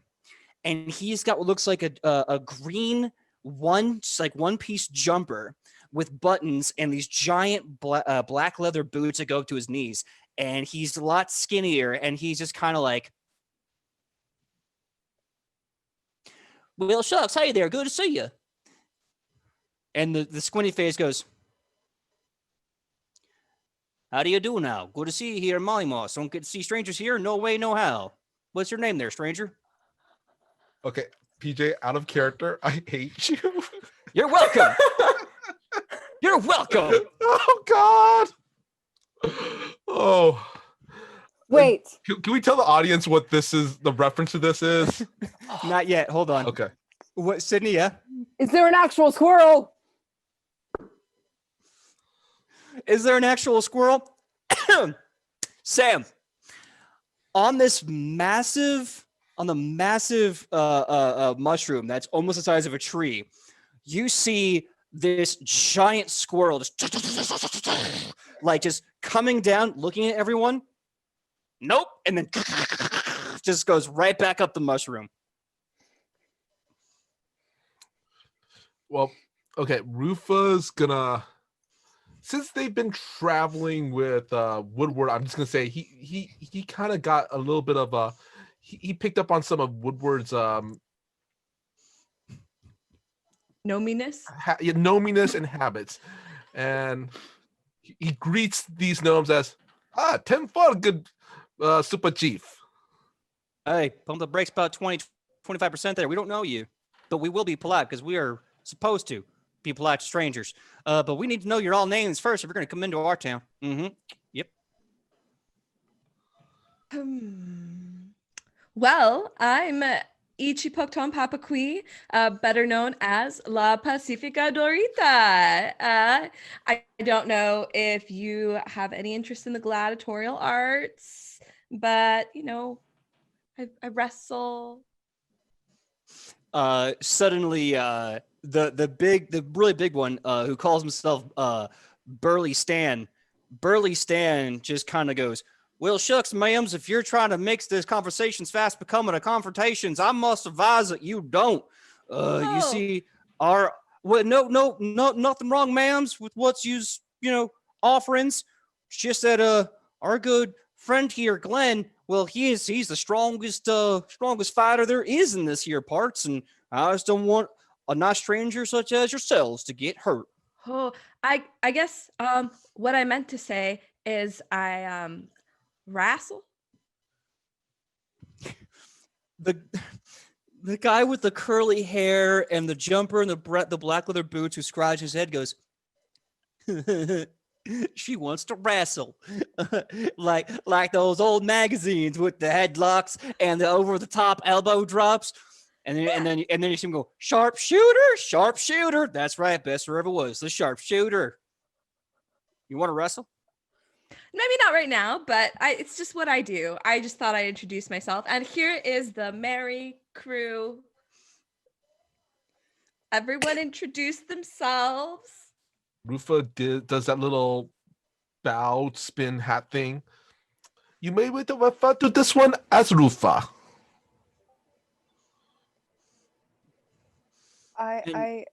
Continue. I guess my name's Alona. It's very nice to meet you. I would love to learn all about you and your lives and how you defy gravity and how your animals talk. All of it. Well, the one with the kind of squinty face goes, "Well, how do you do now? Like you said, name's Glenn. One of the top fighters here, also one of the hardest working. Do lots of choring. As to why the animals talk, well, we reckon there's about two reasons for that. One, animals is good people. If you treat them good, they'll be good back to you. And also, Nadir likes to step here a lot. And whenever Nadir's here, well, those critters just don't shut up." Good to know. Shionibus, would you like to introduce yourself to our new friends?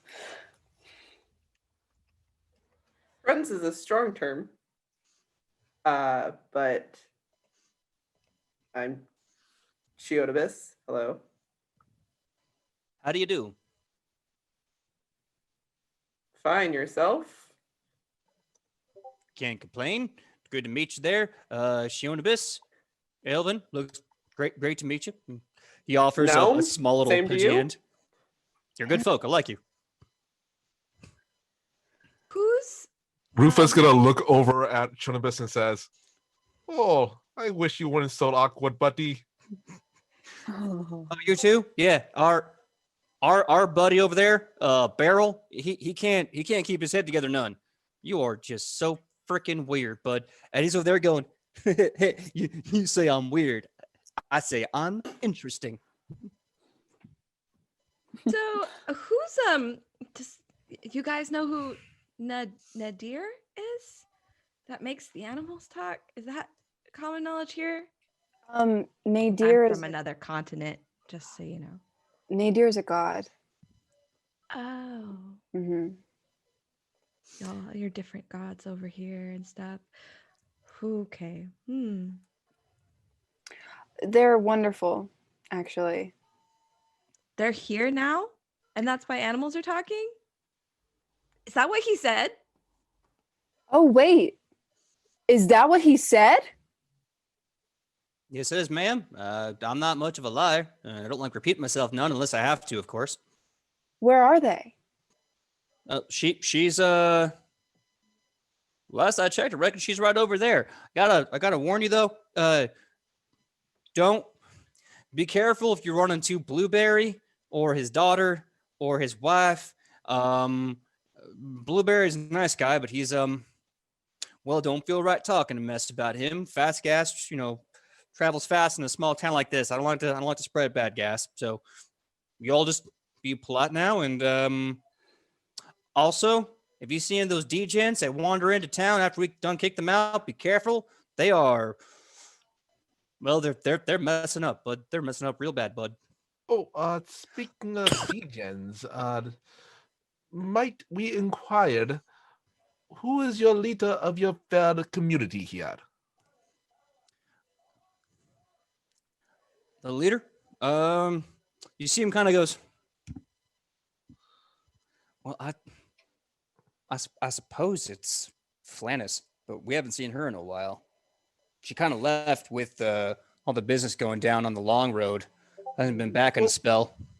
Who would you consider the next in command? Perhaps we bring dire news of how would Woodward put this? A scrap that is coming. You slowly see the gnome with the kind of squinty face bring up his hand, unbutton the cuff, roll it up, roll the other one up, and he says, "Who's coming? Not from us, not from us, not from us. We are friends. We are friends. Who's a coming?" Degens from up country. A Delphon? A Delphon? How do you all suppose they pronounce their names? Orcs. To be fair, orcs. Oh, I'll punch an orc in the mouth. I don't give a damn about orcs. I'll punch an orc real hard. So that's good. That's what I like to hear. That's what we all like to hear. Orc armies, though, more than one orc, like lots of orcs. Do you have any kind of like gnome telepathy where you can tell like other gnome cities about the impending danger of war and destruction? Well, I reckon I can shout really loud. Cool. Let's start there. Maybe we should go talk to this god.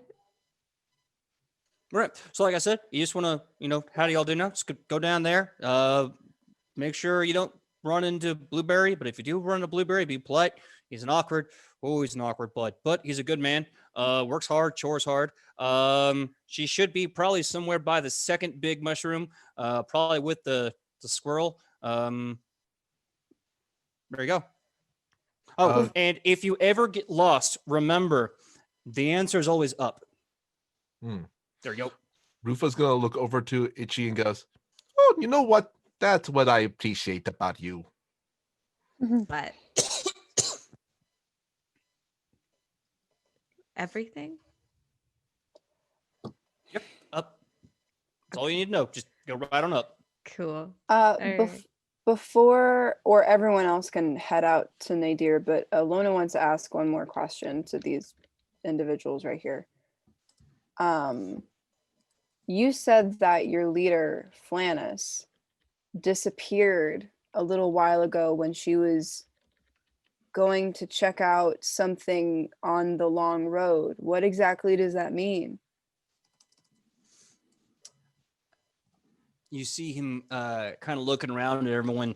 You see Burley Stan kind of going, and Beryl is just kind of trying to hide. Well, not my place to say. I gave a promise. I don't break a promise. No way, no how. Nope, not my place to say. What if I told you that breaking your promise would actually be a good thing in this case? That you're doing the right thing by breaking your promise? Well, all right, bud. Suppose I can tell you. So, little while back, some goblins were attacking our city. Didn't really care to that for none. We started opening up to help from a bunch of druid circles in the area, and they started staying here as well. But Flannis didn't feel like we should be trusting no outsider druid degents, so she took her and some of the strong boys that we got, and she went out there to fight those goblins off. They went off in that direction. Haven't seen them since, but sometimes gotta let a lady do what she's gonna do. You're right. Okay. We're going to go talk to this god. And then we're going to go figure out what happened to Flannis. All right. Good luck. Be safe. Also, one other bit of recommendation: be careful with the druids in town. They're if you can't say anything nice, don't say anything at all. Ichi We'll- looks at Shionovis. It's like, Shionovis is going to look down at Ichi and be like, told you. We will keep an eye out. Is everyone ready to go see? Is everyone ready to go see a god? yep. Everyone, give me a survival check.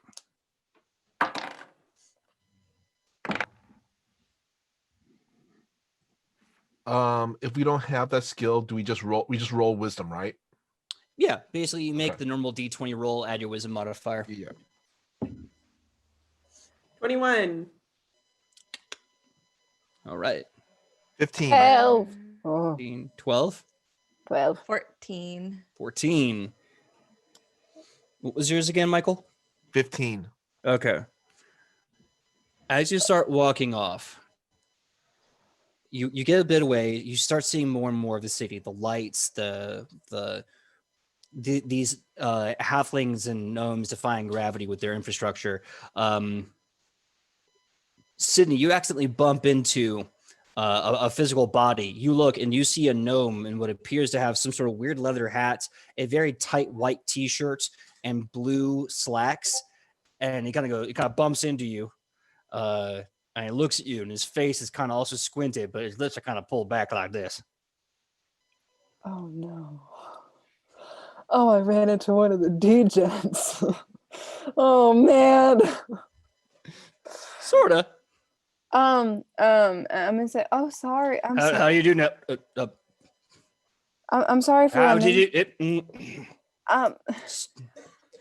I'm sorry I ran stop. into you. Nope. All right. You go first. You go first, and then I'll go. All right. Let's go from there. I'm sorry I ran into you. What is your name? Huh? I'm sorry you ran into me. I'm also sorry that I ran into you. And my name is Blueberry, and this is my wife, and this is my daughter. And you see everyone in town go like, "Oh, Bonnie Blueberry!" And all the gnomes are just running around, freaking out about his daughter. And he goes like, "Now you listen here. I told you my daughter ain't for you to be peeping out with your peeping eyes, grabbing her body with your eyeball hands. You sick little perverts." All right, I told you that. It's Place nice is to weird. It's nice to meet you, Mr. Blueberry, and Miss Bonnie Blueberry, and the other Blueberry, ma'am. She walks up, and you can tell she's been drinking, and she goes, "And it is very nice to meet you. What is your name, girl?" Alona thinks back to what Shionabis said about names, but she already gave her name to the other people, so it's too late. My name's Alona. It's very nice to meet you. And she goes, "Alona, well, that is a great name. You can call me ma'am." And she grabs your hand, and she's very flirty. It's obvious. Oh wow. Thank you, ma'am. I should really get back to my friends now. We were gonna go visit Nadir. Oh, right. If you want to go visit Nadir, all you gotta do is go past all that where the second mushroom is. If you see a river going into the sky, you have gone too far. A river going into the. Okay, yeah. Thank you so much. Thank you so much, Blueberry, ma'am. Bonnie Blueberry. Very nice to meet you. Bonnie Blueberry! I hope I catch up to the rest of my friends. You will. As you guys are trying to get through this psycho town, Michael, you bump into someone who also bumps into you, and then looks at you and goes, What? What was that? You and your 5 shadows want to fight about it? I will punch the sky and kick your face in. What do you want to do, stranger? Whoa, buddy. Whoa Well, pump your brakes there, buddy. Okay, I'm pumping him. And you just see him like pushing his own hands. I'm pumping him. That it was just an accident. It was just accident. We are going to just try to find. Rufa is just fine to find his friends. We got some business to take care of.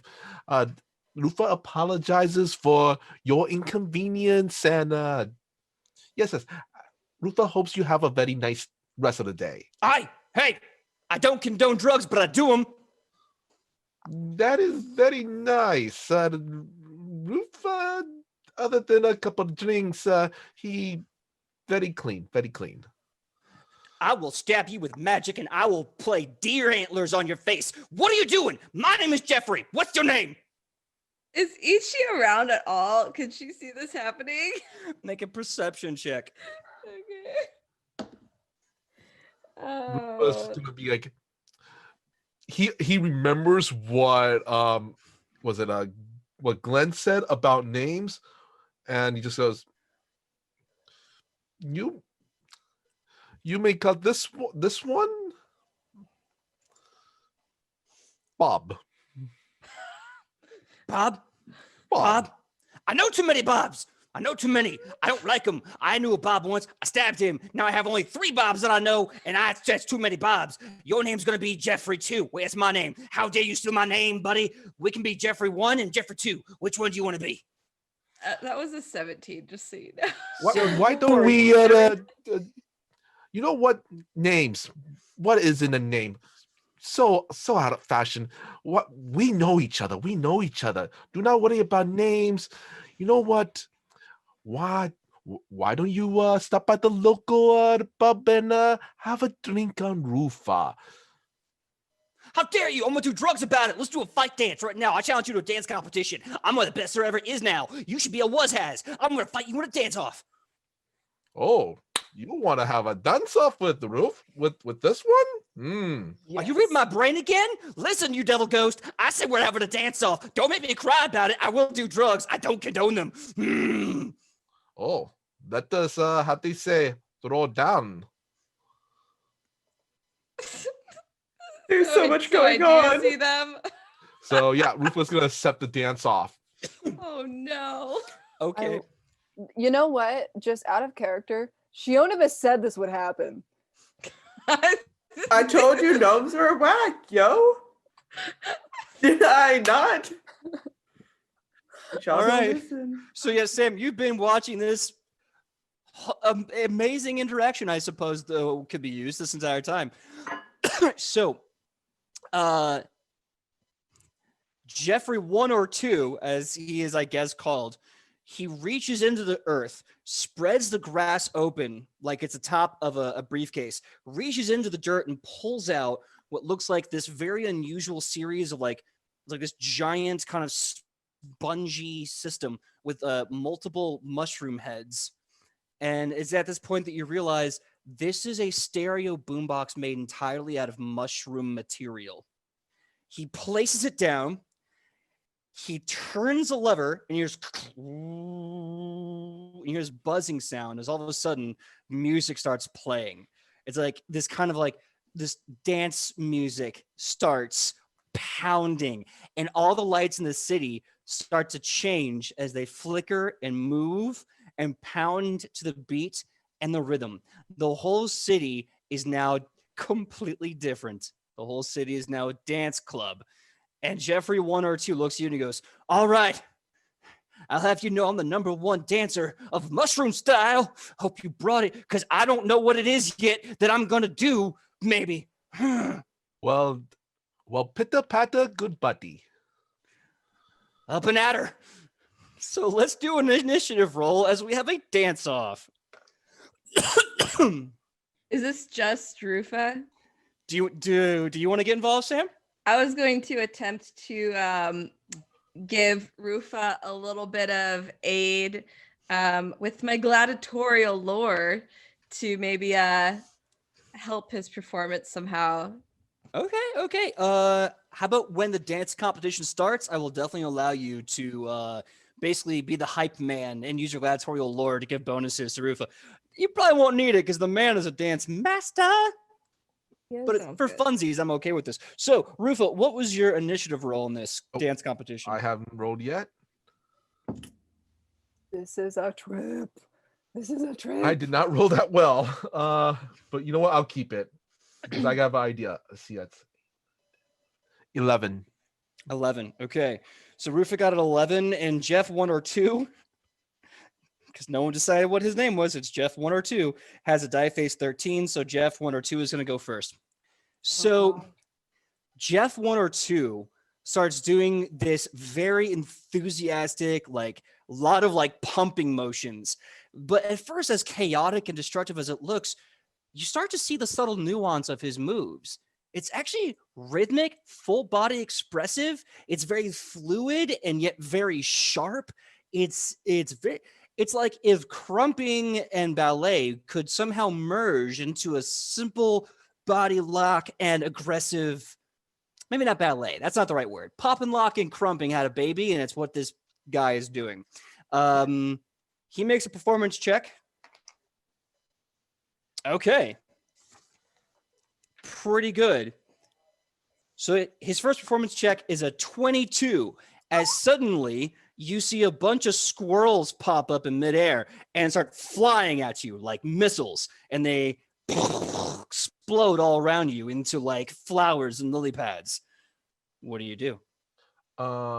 Okay, since I have one open lead, I'm gonna pursue a lead on that. So I'm gonna study. I'm basically just kind of have my, you know how b-boys do it? They cross their arms and kind of like watch their opponent. Yeah, Mhm. that's how he's gonna devise a stratagem with this on the case. Okay, you're on the case for what the chat is now calling Jeff Crumplestein. Yes. Okay, chat, that's his name, Jeff Crumplestein. Yep. Thank you, Keyword Calamity. I Mhm. appreciate you so much. All right, so your turn to retort as the squirrels explode into flowers and lily pads. Okay.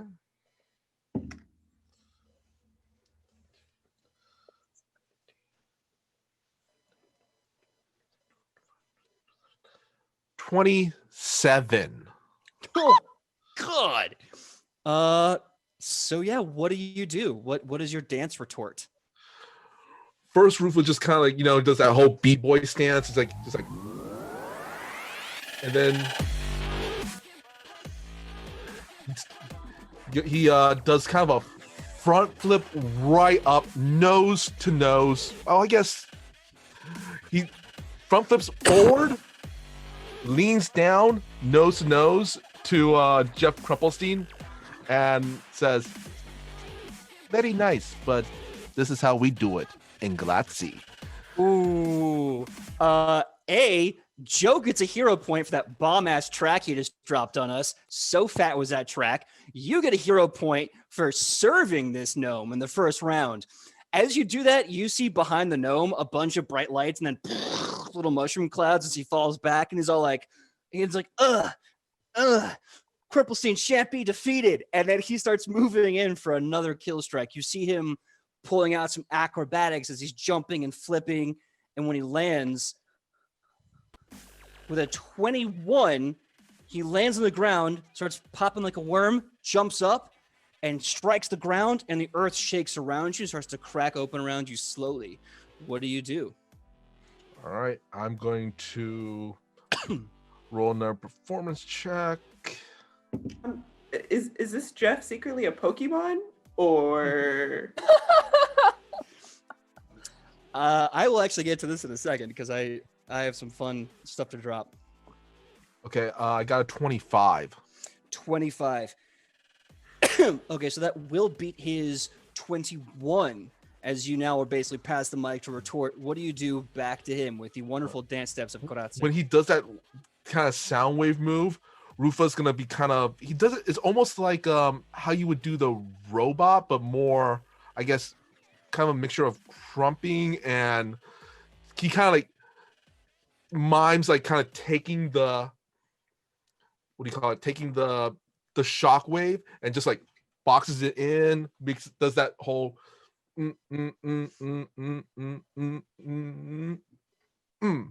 and kind of then pushes it back, kind of like as it's forcing the energy back. So you push the energy back. The ground starts cracking around you, and suddenly you see it start to kind of revert and heal the ground, and the energy just and you see the ground crack back, and the sky even breaks like glass as Crumplestein just kind of gets knocked back and goes, I'm being served. I hate being served. I like serving. Hi, my name is Jeff Crumplestein. And he starts going for his last attempt at beating you. Oh. So now he starts doing this whole series of moves, and it's very rough and aggressive, but very expressive.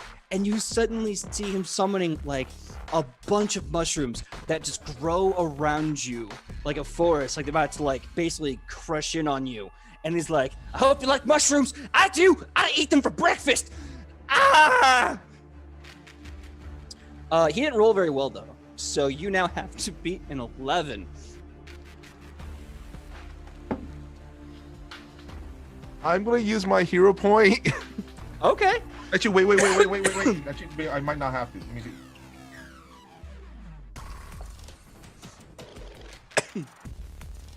Actually, no, I don't have to. Wait, you said 11, right?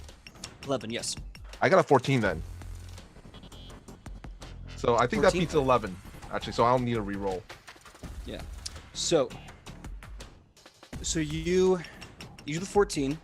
How do you retort to Jeff Crumplestein? Actually, you know what? Rufa is gonna be. He also knows this is not his house, and kind of wants to save, Crumplestein's face, and maybe, you know what? Perhaps even gain an ally.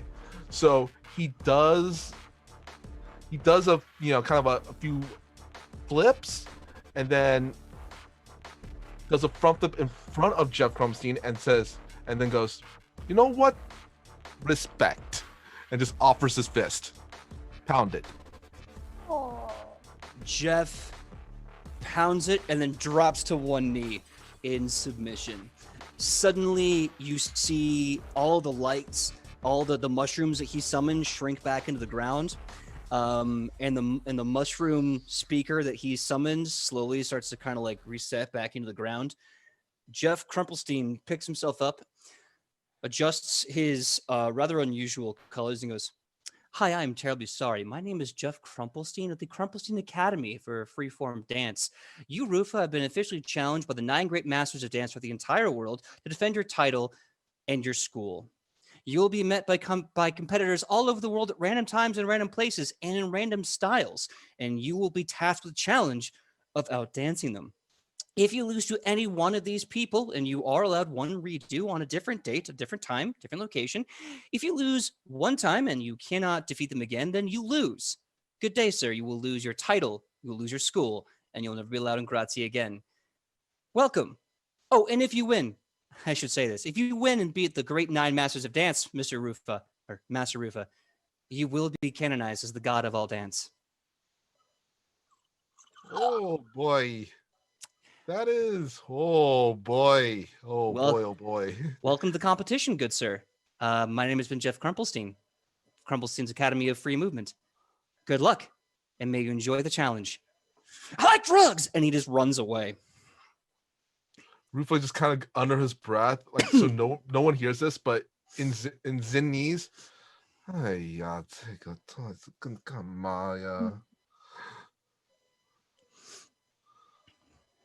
and that's it. Ichi's like, so that happened. How We- many masters of dance? That is 9.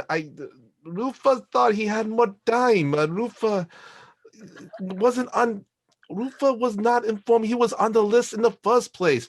This happens very rarely. Oh, this is a home. God of dance. How many gods are we gonna end up with this in this party? Well, God of dance. It's more of a title. It's a very highest honor. From Grazie. It's very hard to explain. Let us just say it is like honor. If Wait, that makes any sense. out of character. Nope. Does this mean that Jeff Crumplestein was the like gym leader for this area? The dance representative that has challenged Rufa in the great tournament of dance. Yes. Well, you have style. I True. But we are already on this particular mission, this situation. Rufa does not want to bring his problems to the group as a whole. So what you're saying is that Hmm. we should forget this ever happened until it happens again. That is what I appreciate about you, Itchy. You always tie such a nice bow on it. Great. Well, Uh, yeah. Okay. Alona? We should go see the god now. As you all do, and now you're all kind of having this what's I'm looking for? When you move and stop and someone else moves and stops a little farther ahead, it's kind of scattered or Staggered? staggered. The staggered walking to the god. It is now Shionabis's time to bump into someone. You bump into a gnome with very long white beard. Very long white beard. You can see their clothes are made entirely out of wood bark and leather from like animal hide and grass. You can see their eyebrows are so big and bushy from age they kind of cover their eyes, and they have this walking stick with them that's very long, and it has a bunch of animal trophies kind of hanging off of it, like teeth and claws and things, and a lot of like some branches actually still producing like living leaves off it. And this old one turns to you.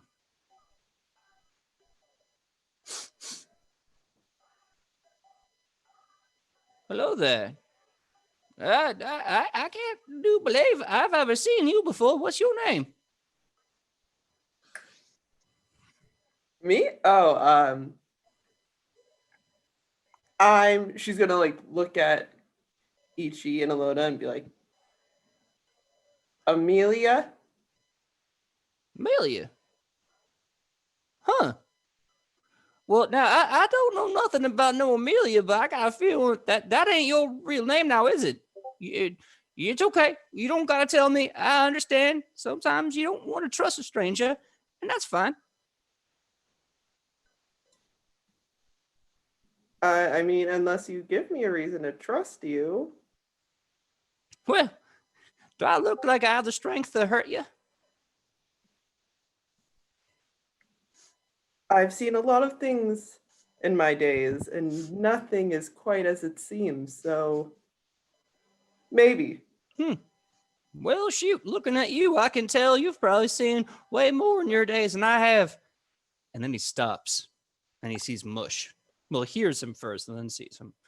And he looks to you and he says, do you know that there badger? The one with the shirt? Yeah, that's Mush.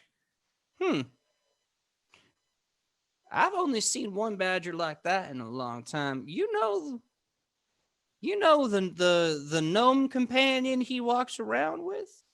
Woodward? Yeah.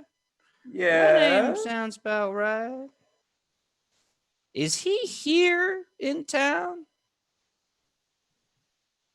He was, but he seems to be missing currently. Well, if you could do me a spot of favor, could you tell me where he went? I've been looking for him an awful long time. I'm sorry, I didn't catch your name.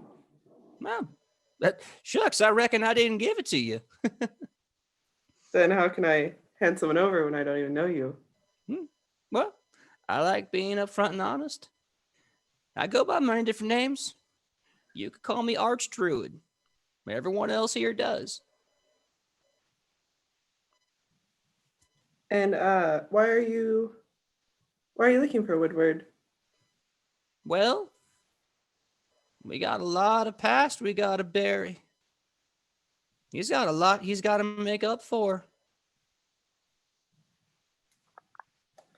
That sounds like quite the burden. Well, it ain't a burden we're going to keep for much longer, if you know what we mean. She's gonna play real dumb. I don't. But I'm sure. Yeah, I'd love to sit and talk to you about it. I have a feeling y'all want to go and see the Lady of the Green, so I'll just be on my way. But I'll just say that when you do terrible things, consequences come a knocking. You can run as much as you want, but it will catch up to you. Tell Woodward I said that. Tell Woodward I'm looking for him. He'll know. I'll tell him as soon as I see him. Good. Oh, and little Badger, you didn't do nothing wrong in all this. It's not your fault.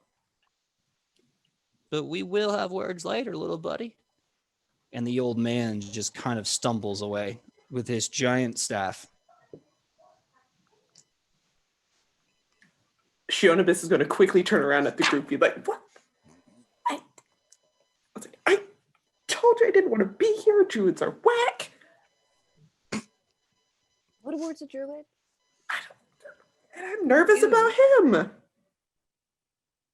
At least we're used to Woodward.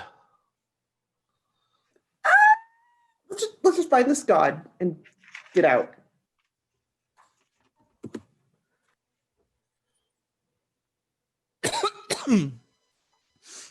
All right, so I guess we're gonna continue on to find this god. Yeah. All right. Does he, unless Ichi meets someone first, because we Yeah. each have. Oh, yep. Technically, Ichi was there to watch the entire Jeff Crumplestein dance-off, so... That's true. She was waiting to catch Rufa if he fell, but he did just fine. That last roll, though, FYI, got a 5 on that one. Is that when you use your hero point to roll again? No, I didn't. I was like, wait. If I add all my bonuses together, that does beat that beats a 11. Nice. Very nice. So you move through this forest, and as you start getting back a bit more, you see what looks like a bunch of plants literally bending out of the way. You see in this kind of semicircle a bunch of animals and gnomes and halflings, still with the beautiful lights and colors all over the sky, all over the fauna and flora of this place. You see this beautiful woman wearing this long green gown. It looks like it's made of like a crushed velvet, but you can tell by looking at it, it's actually like moss and grass. She has this amazing crown of antler horns. Looks like this amazing woody crown for a queen. And she's sitting on this rock and she's just beholding these people. And she's telling them stories and answering questions. And she's petting in her lap this massive fat white rabbit who's just like eyes twitching and its nose kind of twitching. And next to her is this very lethargic, kind of nuzzling up against her, this lethargic wolf that she also kind of like pets and gives head scratches to. And as you get nearer to her, all the animals are speaking and talking like they do. You even hear Mush, who's like, I don't know nothing about nothing, but that dude was weird. Why? How come everyone that my known companion knows seems to be a little weird? I don't understand it at all. Is he talking about us?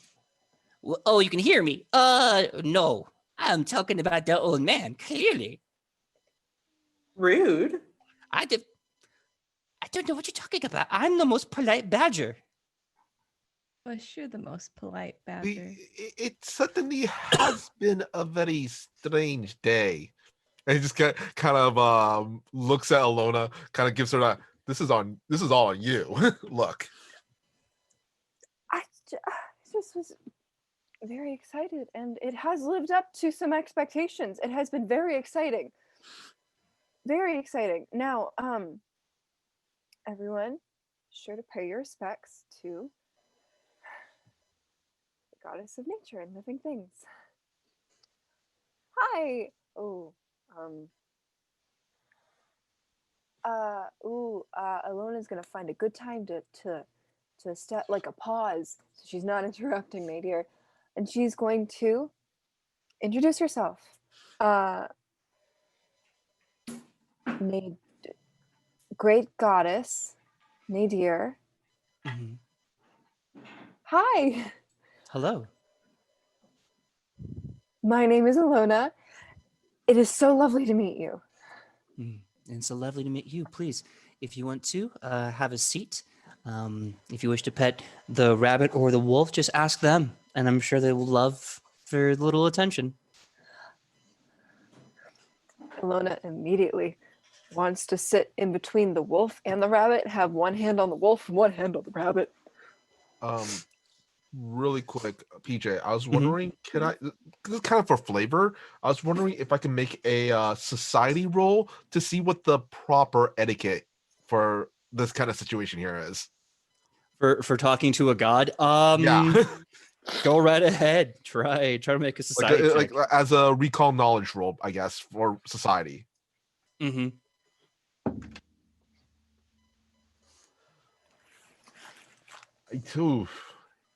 I got a 11. All right. Yeah, there is literally nothing in any societal or book on etiquette manual that you know of when it's like when addressing a god, it's always polite to nothing. So you're in this whole new element, a whole new arena. Okay. Rufus is gonna kind of just like awkwardly just like stand there, I guess. Looking so awkward. After a few seconds of Ilona checking with the rabbit and the wolf to give them both scritches, and they both agree, and she's just sitting there petting two animals at once, Nadir sees you and she says, "It's okay. I don't bite. My husband does, and he's in the ocean, so you're fine."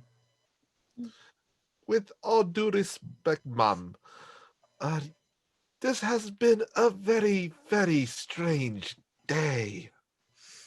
Yes, I love my children, all of them. I will say one of the things I love about them is, pun not intended, their nature. The people here that have kept a shrine to me and have prayed to me, even though I'm not of their religion, they're whimsical little ones, and I love them for it. Well, if you are a goddess, then you would probably know why we are here. Well, I know there's a lot of things going on right now. You're fighting. Oh, you're fighting Gorm's children, aren't you? Mm. Mm. Rufus gonna kind of give Lona that look like, jump in at any time. Yes, yes, goddess. We unfortunately do find ourselves in conflict with a portion of orc kind and goblin kind. They are doing things that defy the laws of nature. Mm. And we were wondering if you had any insight into how we could prevent them from doing this in the future. Well, that's the thing of it. Nature is very important. And the children of Gorm and the awful of Gobulon, I don't know what they call themselves, it is a part of their nature. And it is a part of their will to fight society to stay in nature. But everyone's different. Some goblins prefer science over nature. Some orcs prefer sticky buns over combat. Everyone's a little different. But I think you want an answer more tuned to your problem. The thing is, Gorm technically broke his own laws. What do you mean? Oh, the tenets of Gorm are not one that I wish to remember, but one of them, I believe it was number 2, was that. And then she gets all kind of silly. She goes, "Oh, I'm big and strong." And she goes, "Prayer is folly. And to stop you from being foolish, I shall not listen." Okay. So someone has been praying to Gorm, or Gorm has started accepting prayers? Gorham answered one very specific prayer. That was the prayer of Korokos. General Korokos? I don't know what title he's come up with, but yes, Korokos, the Korokos child, yeah. Do you know what that prayer was? To be his avatar. PJ, I was wondering if you would allow this role. I was wondering if I can make a legal role, kind of a, I guess you would say a legal religion role, if there's like any kind of court system of the gods that is, exists. Here's what I will say, is I think I know where you're going at here. Yes and no. Out of character, you guys know this, there is an unofficial court system of the gods. However, there's no bloody way any of you would know that in Okay. character. So maybe later. Okay. There is a book. I'll say that. Anyway, so Nadir continues. And she says, he asked to be his avatar. And Gorm, for the first time since then, said something. And he said yes. So Korokos is the avatar of Gorm. Yep. He is also, I guess, the more earthly term is a champion. If one could be an avatar and a paladin, Korokos does carry that mantle.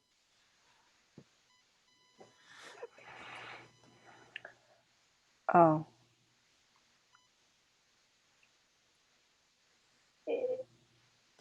Is there any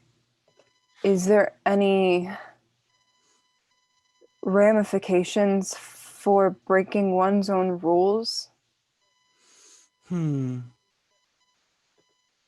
Technically, yes, but he was already punished before he broke this rule, so I don't know if there's really anything left to punish.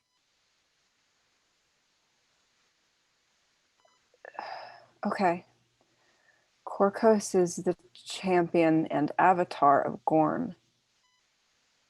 Which is Pardon me, Miss Goddess. Hi, I'm Ichi. Oh, Just thought it'd be interesting for you to know that these orcs in question, they think she's, points to Shionibus, the avatar of Gorm right now. So that's gonna be weird. Do you know about that? You seem like you know a lot of things already. she smiles and says, I saw it. It was very funny. Yeah. So Shionibus, it sounds like there's a real avatar of Gorm. Did anyone know that? I did not know that. I thought we were bullshitting. One would assumed if there would be if they thought Shonibus was the avatar.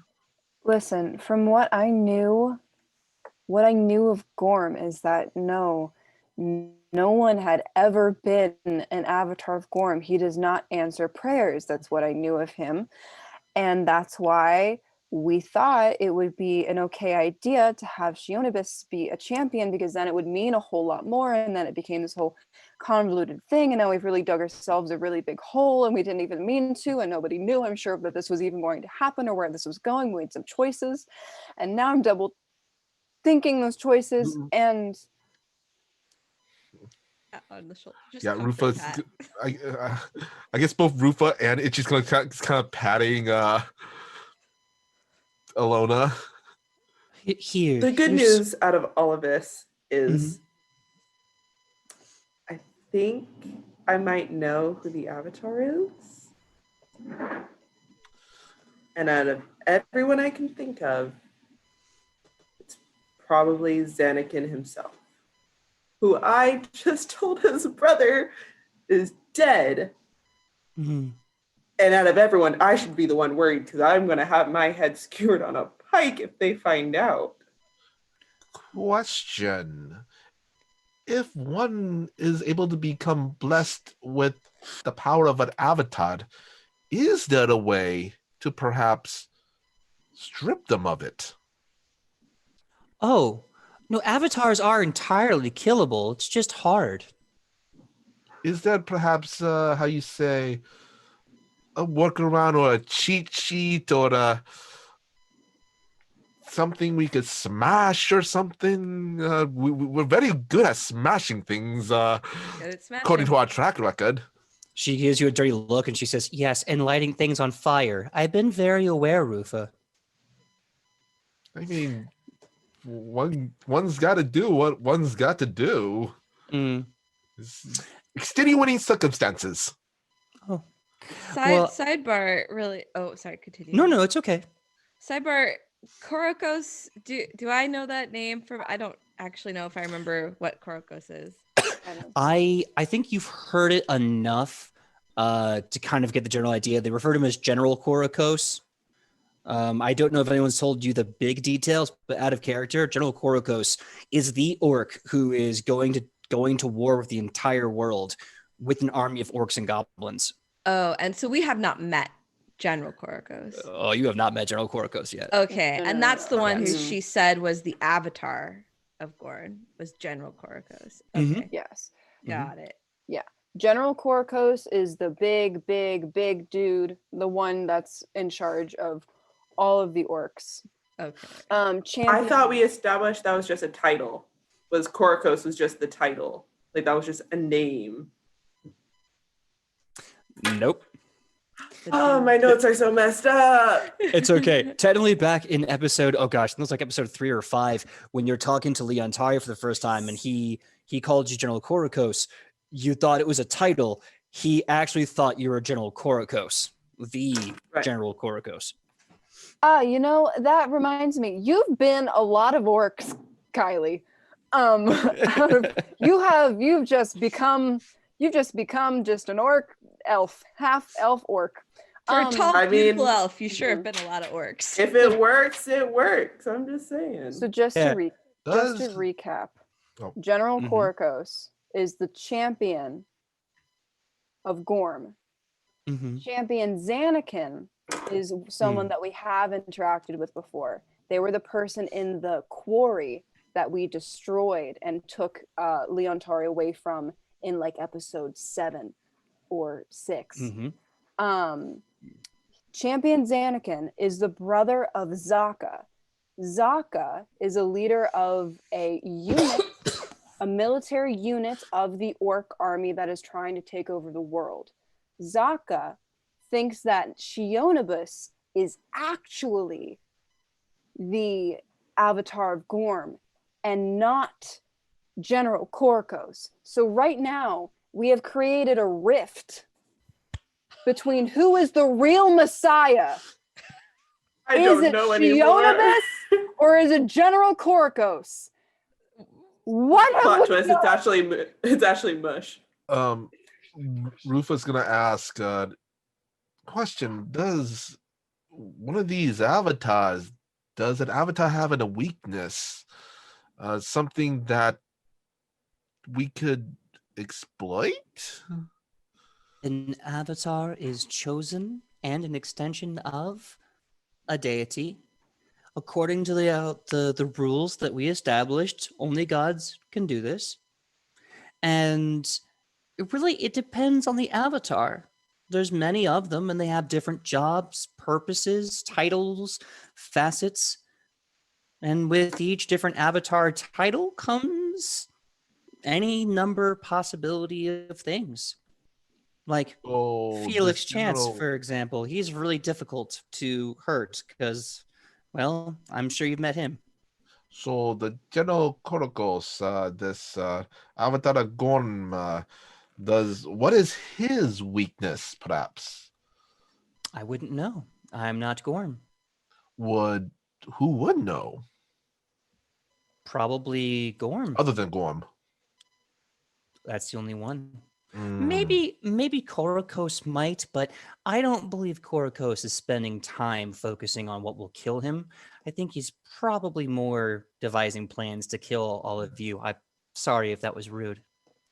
No, you're right. I was wondering if I could roll. It's gonna have to be like, because I don't have religion, but I was wondering if I could roll it raw. If there's, or maybe a cult is. Can I roll a cult to see if there's maybe like some kind of item or being or creature out there that would know, like a prophet or an oracle, that would be privy to this kind of information in your world? Go ahead, make a roll. It's going to be very hard to. You basically have Okay. to credit to get it. Okay, I'm gonna try anyway. So would it be occultism? Or would I have to roll religion raw? Religion raw. All right. You know what? Just gonna do it. Just gonna do it. Thanks.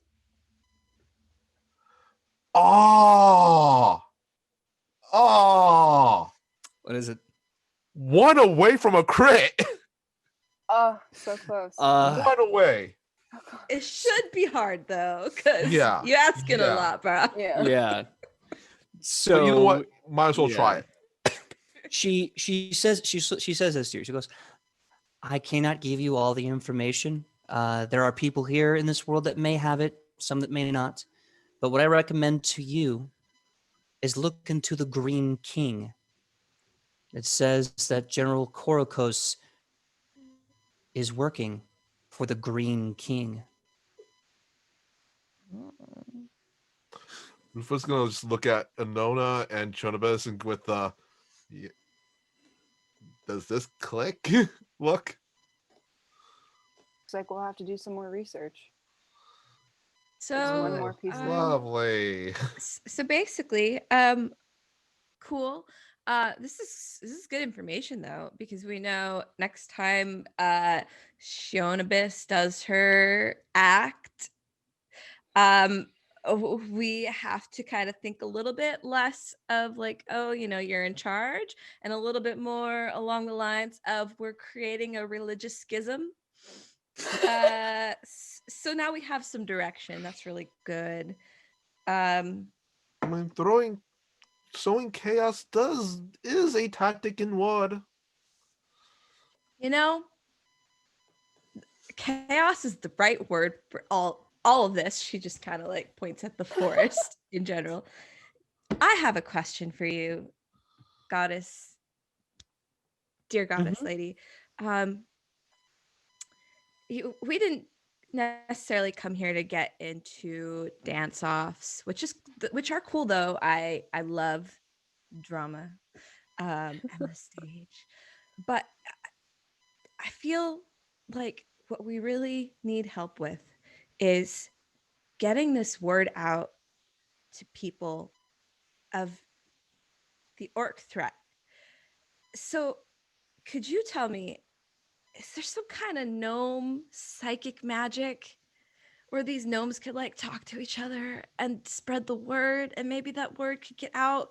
Because we're like slow mortal beings other than Shionabis, quote, quote. And spreading this message is hard, and I'm gonna feel real bad when we get to that big town, and I'm gonna want to take my shopping break feeling like we should be warning people of oncoming danger and destruction, but I'm gonna want to shop. But like if we could like get this out there faster. Maybe we could take like a little break. Well, gnomes have a lot of enthusiastic magic. Maybe what I can do is amplify some of that. And we can make sure that all the gnomes in all of the parts of the world will be aware. That should work, yeah. Absolutely. I knew it. Gnomes are psychic. I knew it. You guys looked at me like I was crazy. Nadir kind of chuckles and she says, I don't know what a psychic is, but you are adorable. Would you like to pet the rabbit or the wolf? I'm sure they would love to have. She looks at like the animals and just kind of is like, pets for whoever wants them. Come to me. The wolf slowly and lethargically kind of comes over to you, kind of sniffs you, and then just puts his giant wolf head in your lap. Pet, pet, pet, pet. It's even though he's laying there, like you see his tail just going like crazy. Who wants belly rubs? Big forest wolf wants belly rubs. He slowly gives you his belly. He's just, but then kind of licks you a bit. He's like, yeah. Beautiful.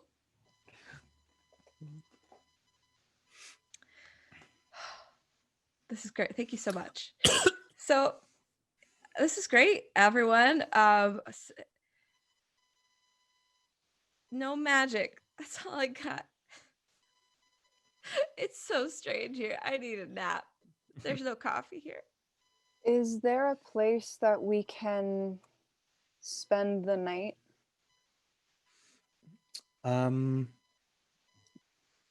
me a diplomacy check. Yeah, that seems like a really weird question to ask a goddess. I don't know why that came out of my mouth. I was dumb. But I rolled really well, so that's a 21. Okay. So she puts her hands together and then opens them up like that.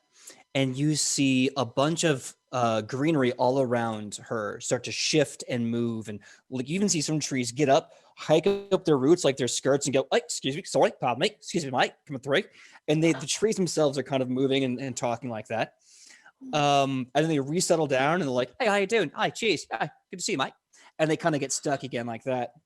And as they do that, she says to you, you can take your pick.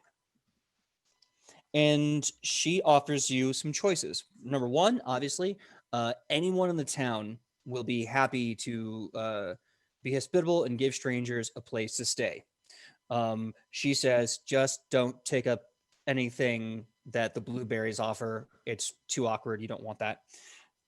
They have a hot tub and they always try to get people drunk in the hot tub. It's not a good time. Oh, that's so real. That's too real. Sorry. Those three Flashbacks. chaps we met earlier, they seem very nice. She says, oh yeah, Glenn, Burley Stan, and Beryl. They're really nice. And their sister, Matey, oh, she's wonderful.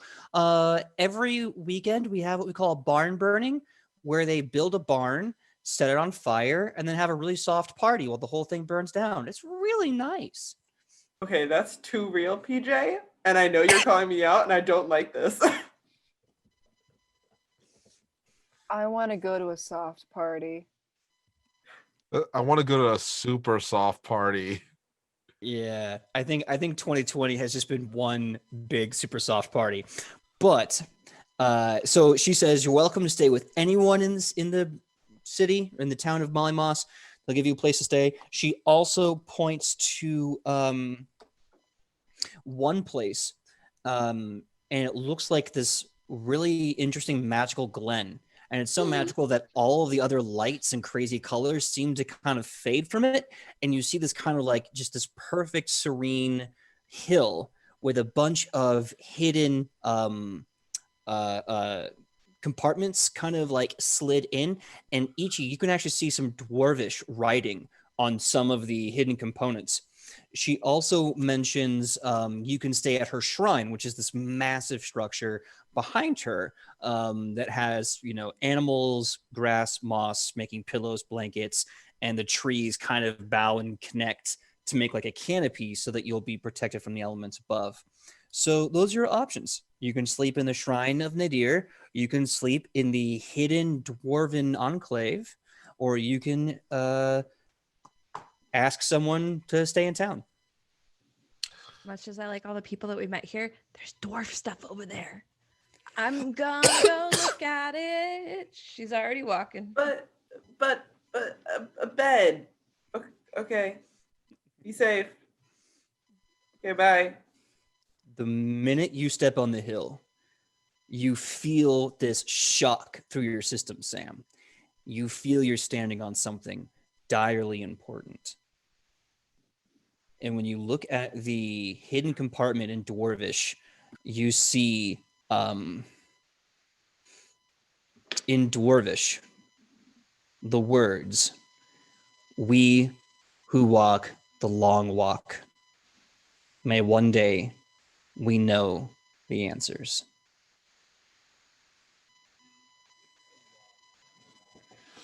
Do I have any cultural reference for what that might be referring to? Give me a lore check. Do you have Dwarvish lore? It's not on my sheet, so I'm gonna assume not.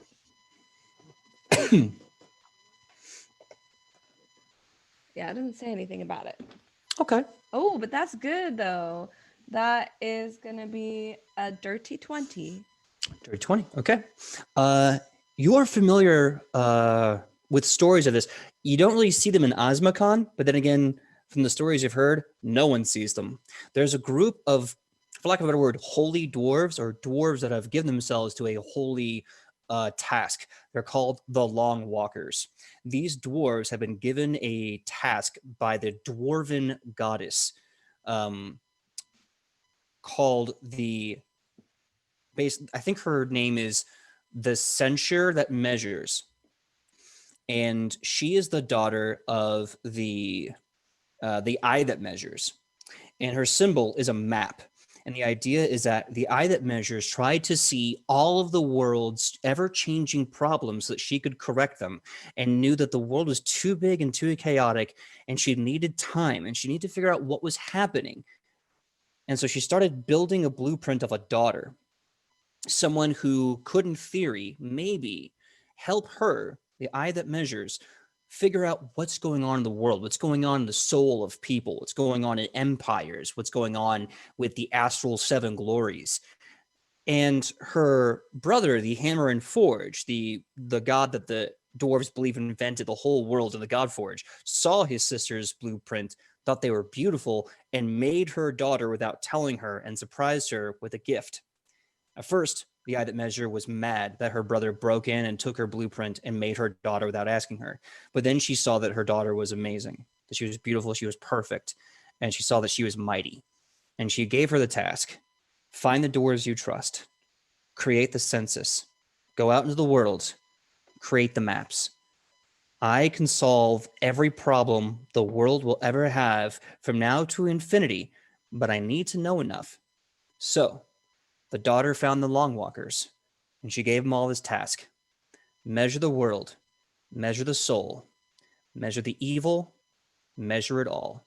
So these Long Walkers, these dwarves, travel all over the world, knowing secrets, learning what they can, and then hiding it in these secret compartments. No one knows the kind of things that they hide, because no dwarf has ever found a Long Walker, and no Long Walker will ever share a secret. She's freaking out. She's gonna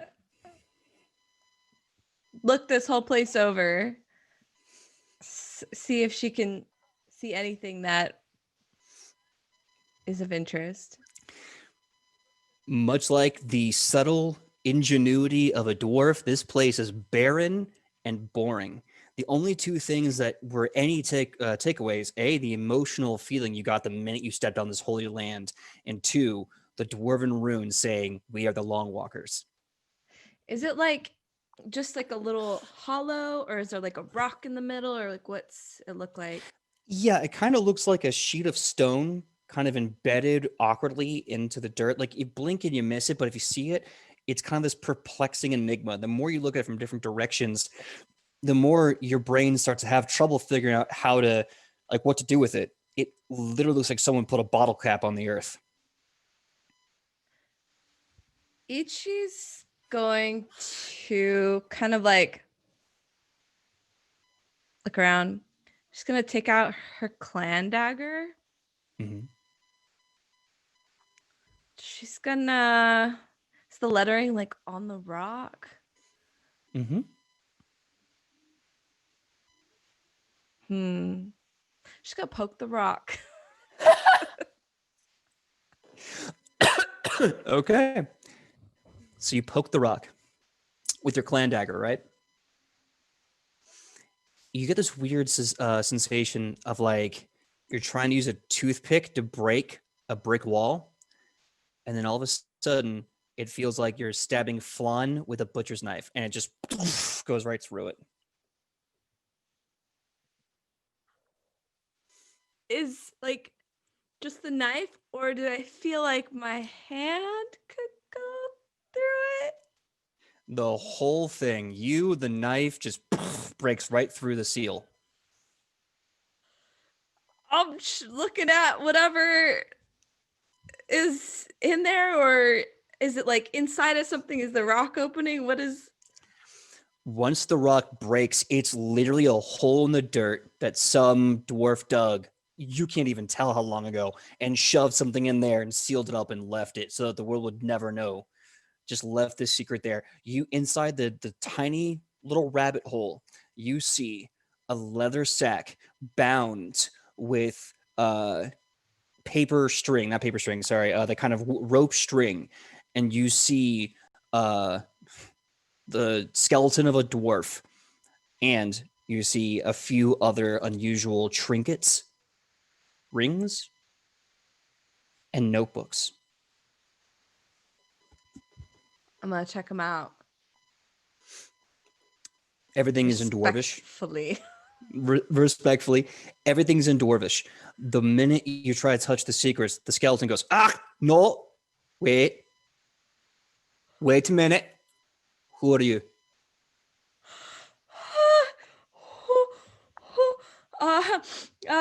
Hello, I'm Ichi Pacton Papa Queen La Pacifica Dorita. I'm from Asmacon. I'm of Rockdorf lineage. And you, my fine sir? My name is Longwalker, and first of all, I love your people. Asmacon there is. I've been there at least 5 times. It's been a while, but it's a great place. And what do you want with these secrets for the census? I don't know. Well, okay. Well, I'm a traveler. I have been searching the world for to just show off my skills, and also to bring glory to my people, all those good things. But there's a war between death and life, as you well know, in Asmacon, the goddess of death, she's out there doing things, and I just really want to be like my grandmother, where she brings peace and balance to our kind. I don't know if you dwarves here do that, but I saw this place and I remembered everything about it that I've been told in my childhood, and it just seemed like I should come here. I won't take your secrets if you don't want me to, but if they could help my journey, I'm starting by bringing peace here. There's a war happening. War. There's always a damned war. All right. Can't really make the map for the census if the whole bloody place blows to hells. He takes the leather with the rope string and he hands it to you. And he says, "You either swear to become a long walker for the census and the eye that measures so that Father Hammer and Forge can fix everything, or you give these damn secrets back to a long walker. Anywhere. I do not care where. But you'll give him these, eh?" Okay. So I I I will either become a long walker or return these secrets to a long walker. Is that what you're saying? Aye, but you're not getting the jewelry. These not for you. Okay. I don't need that. I got nice stuff sometimes. Anyway, and you think that these will help me bring balance to the world? Maybe. I cannot say. But what I can say is that we keep these little secret holes so that our good work can continue in secret. And it appears I do not have the luxury of being a secret no more. All right. I swear that I will either become a long walker or return these secrets to one of your kind. And while they're in my possession, I'll make the best use out of them that I can. Okay. He reaches slowly, picks up one ring, and tucks it under the rope string and goes, "If you do decide to become a long walker, you'll need that ring. Now, Oh. take it. Okay. Good. Now, if you excuse me, I have to keep a secret." And the stone that you destroyed reforms over the little gunny hole that he's been buried in with the other secrets he is with. Take a moment to kind of like silently respect this long walker's resting place. Tuck those secrets away. I don't think she's ready to look at them yet. I think she's gonna need some coffee. And run back to everyone else. All right. So really fast, are you guys going to sleep in the shrine, sleep in town, or sleep on the hill of the Long Walker? Ichi runs back and she's like, "It's nice. Not super comfy though." I'm gonna sleep on the shrine. We got one for the shrine. Rufa votes for Glenn in the group. You're going to go sleep with Glenn in the group? Okay. So I got Ilona in the shrine. Kylie, where are you going? I'll sleep in the shrine. She's slept at Oh. worse places. It's nice and mossy here. Ichi looks at Rufa and is like, You want to go with those guys? You want me to come with you? Yes. There's rabbits to pet here. Rufa does have an idea for when we go to right upon the bed. Agrippa upon Rufa Ober. upon the bed. It's hard to say it in Rufa's accent. No, it's. I mean, I'm a jerk. I'm the one combining Latin and Celtic, so no one should be doing this. But that's me for you. So, so Ichi, you're going to be crashing with Rufa. All right. Let's see here. Hera and Antigone are crashing in the city. Morel and Tobias are going to be doing that as well. And with that, wow, what a lore dump today was. That was an insane show, guys. But that is where we are going to call episode 24 of Edge of Legend. It's been insane. And we have a level 5 hype train. Oh, gosh. So, yeah, my surprise is this. If you guys want to see more shenanigans happening in Mollymoss, we've been discussing about doing a one-shot called the Merry Wives of Woodward. So maybe we will do a one-shot in Mollymoss, all gnomes, all chaos, all the time. I don't know when that's gonna happen, but we'll do that. Swear that will happen. So yeah, thank you so much for joining us. It's been amazing. Let's do a quick exit trope for everyone. Starting with Mr. Michael Powell. Tell us who you are and where we can find you on that sweet, sweet internet. Well, I am Michael Powell, and I do a lot of stuff on the internet. You can find me on my social medias, which is at Mr. Kapow. That's MRKAPAO. Or also my Facebook page, which is facebook.com/Michael Powell Does Stuff, because I do a lot of stuff like my YouTube channel, Fantastic Tales of Adventure. And on Thursdays, I'm part of Toyzilla Live here on Twitch, which is on the Toyzilla Network. We talk about toy news and nostalgia. And this Sunday, I believe, we will be interviewing a voice actor from the anime Ruby. Oh, awesome. Mhm. Very, very cool. All right. Next up, Sidney. Tell them who you are and where we can find you on that sweet, sweet internet. Oh, gee, hi. My name is Sidney. You can find me online everywhere at Sidney Rubino. That's SIDNEYRUBINO.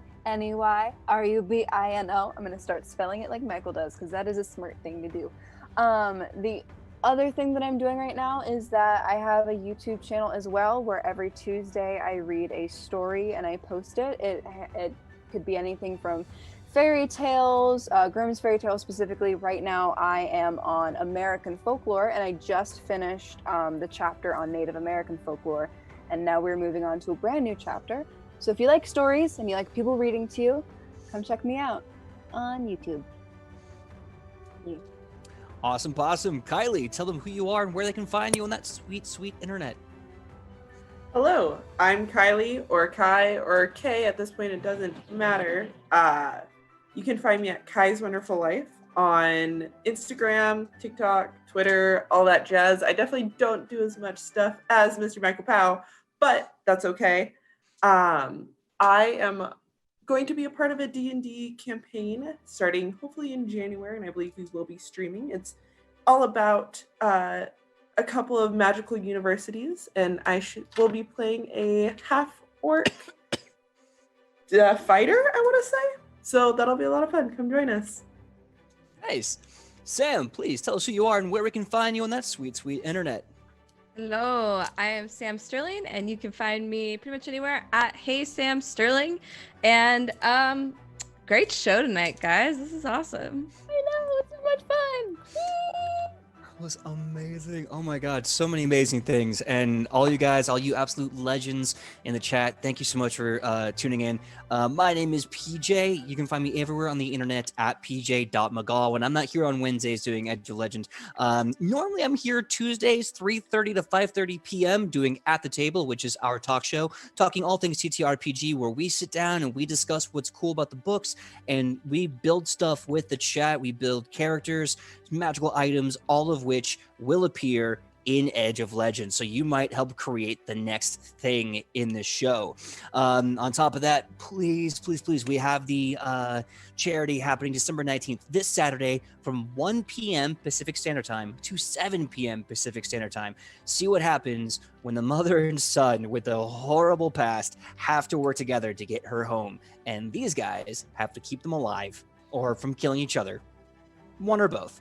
Link will be in the chat. There it is. Please click and donate if you can, or click and spread the word, and we'll see you Saturday, December 19th, regardless. Thank you guys so much for the love, and we will see you same Nat time, same Nat channel. Be safe, everyone. Oh, and by the way, we are going to be raiding people right now. Yes! Hit him with the Yeah. raid. And I feel that it's only proper that we went from Fae, we're going right back to Fae with Changeling. So we're raiding a group that's doing Changeling the Dreaming. Cool. Excellent. They're called Caffeinated Conquests. Caffeinated Conquest. Love Ichi it. loves. Hopefully that works. All right, raid dance. This is Raid dance. It didn't Hey work. chat, thank you for being amazing. We really appreciate you. You're really awesome friends, and I wish I could thank all of you by name, but I talk to me in Discord because I like friends. We're dancing. Continue dancing. More dancing. Yay, chat. Chat is cool. Why does rating take so long? I don't know. It's taken a while. It takes Uh, forever. It says we are. It's we're oh, tap the raid now. I have to Okay. tap it. Oh, Oh yeah, you have to hit the raid We're button. gone. We're gone. Yep, there we go. We did it.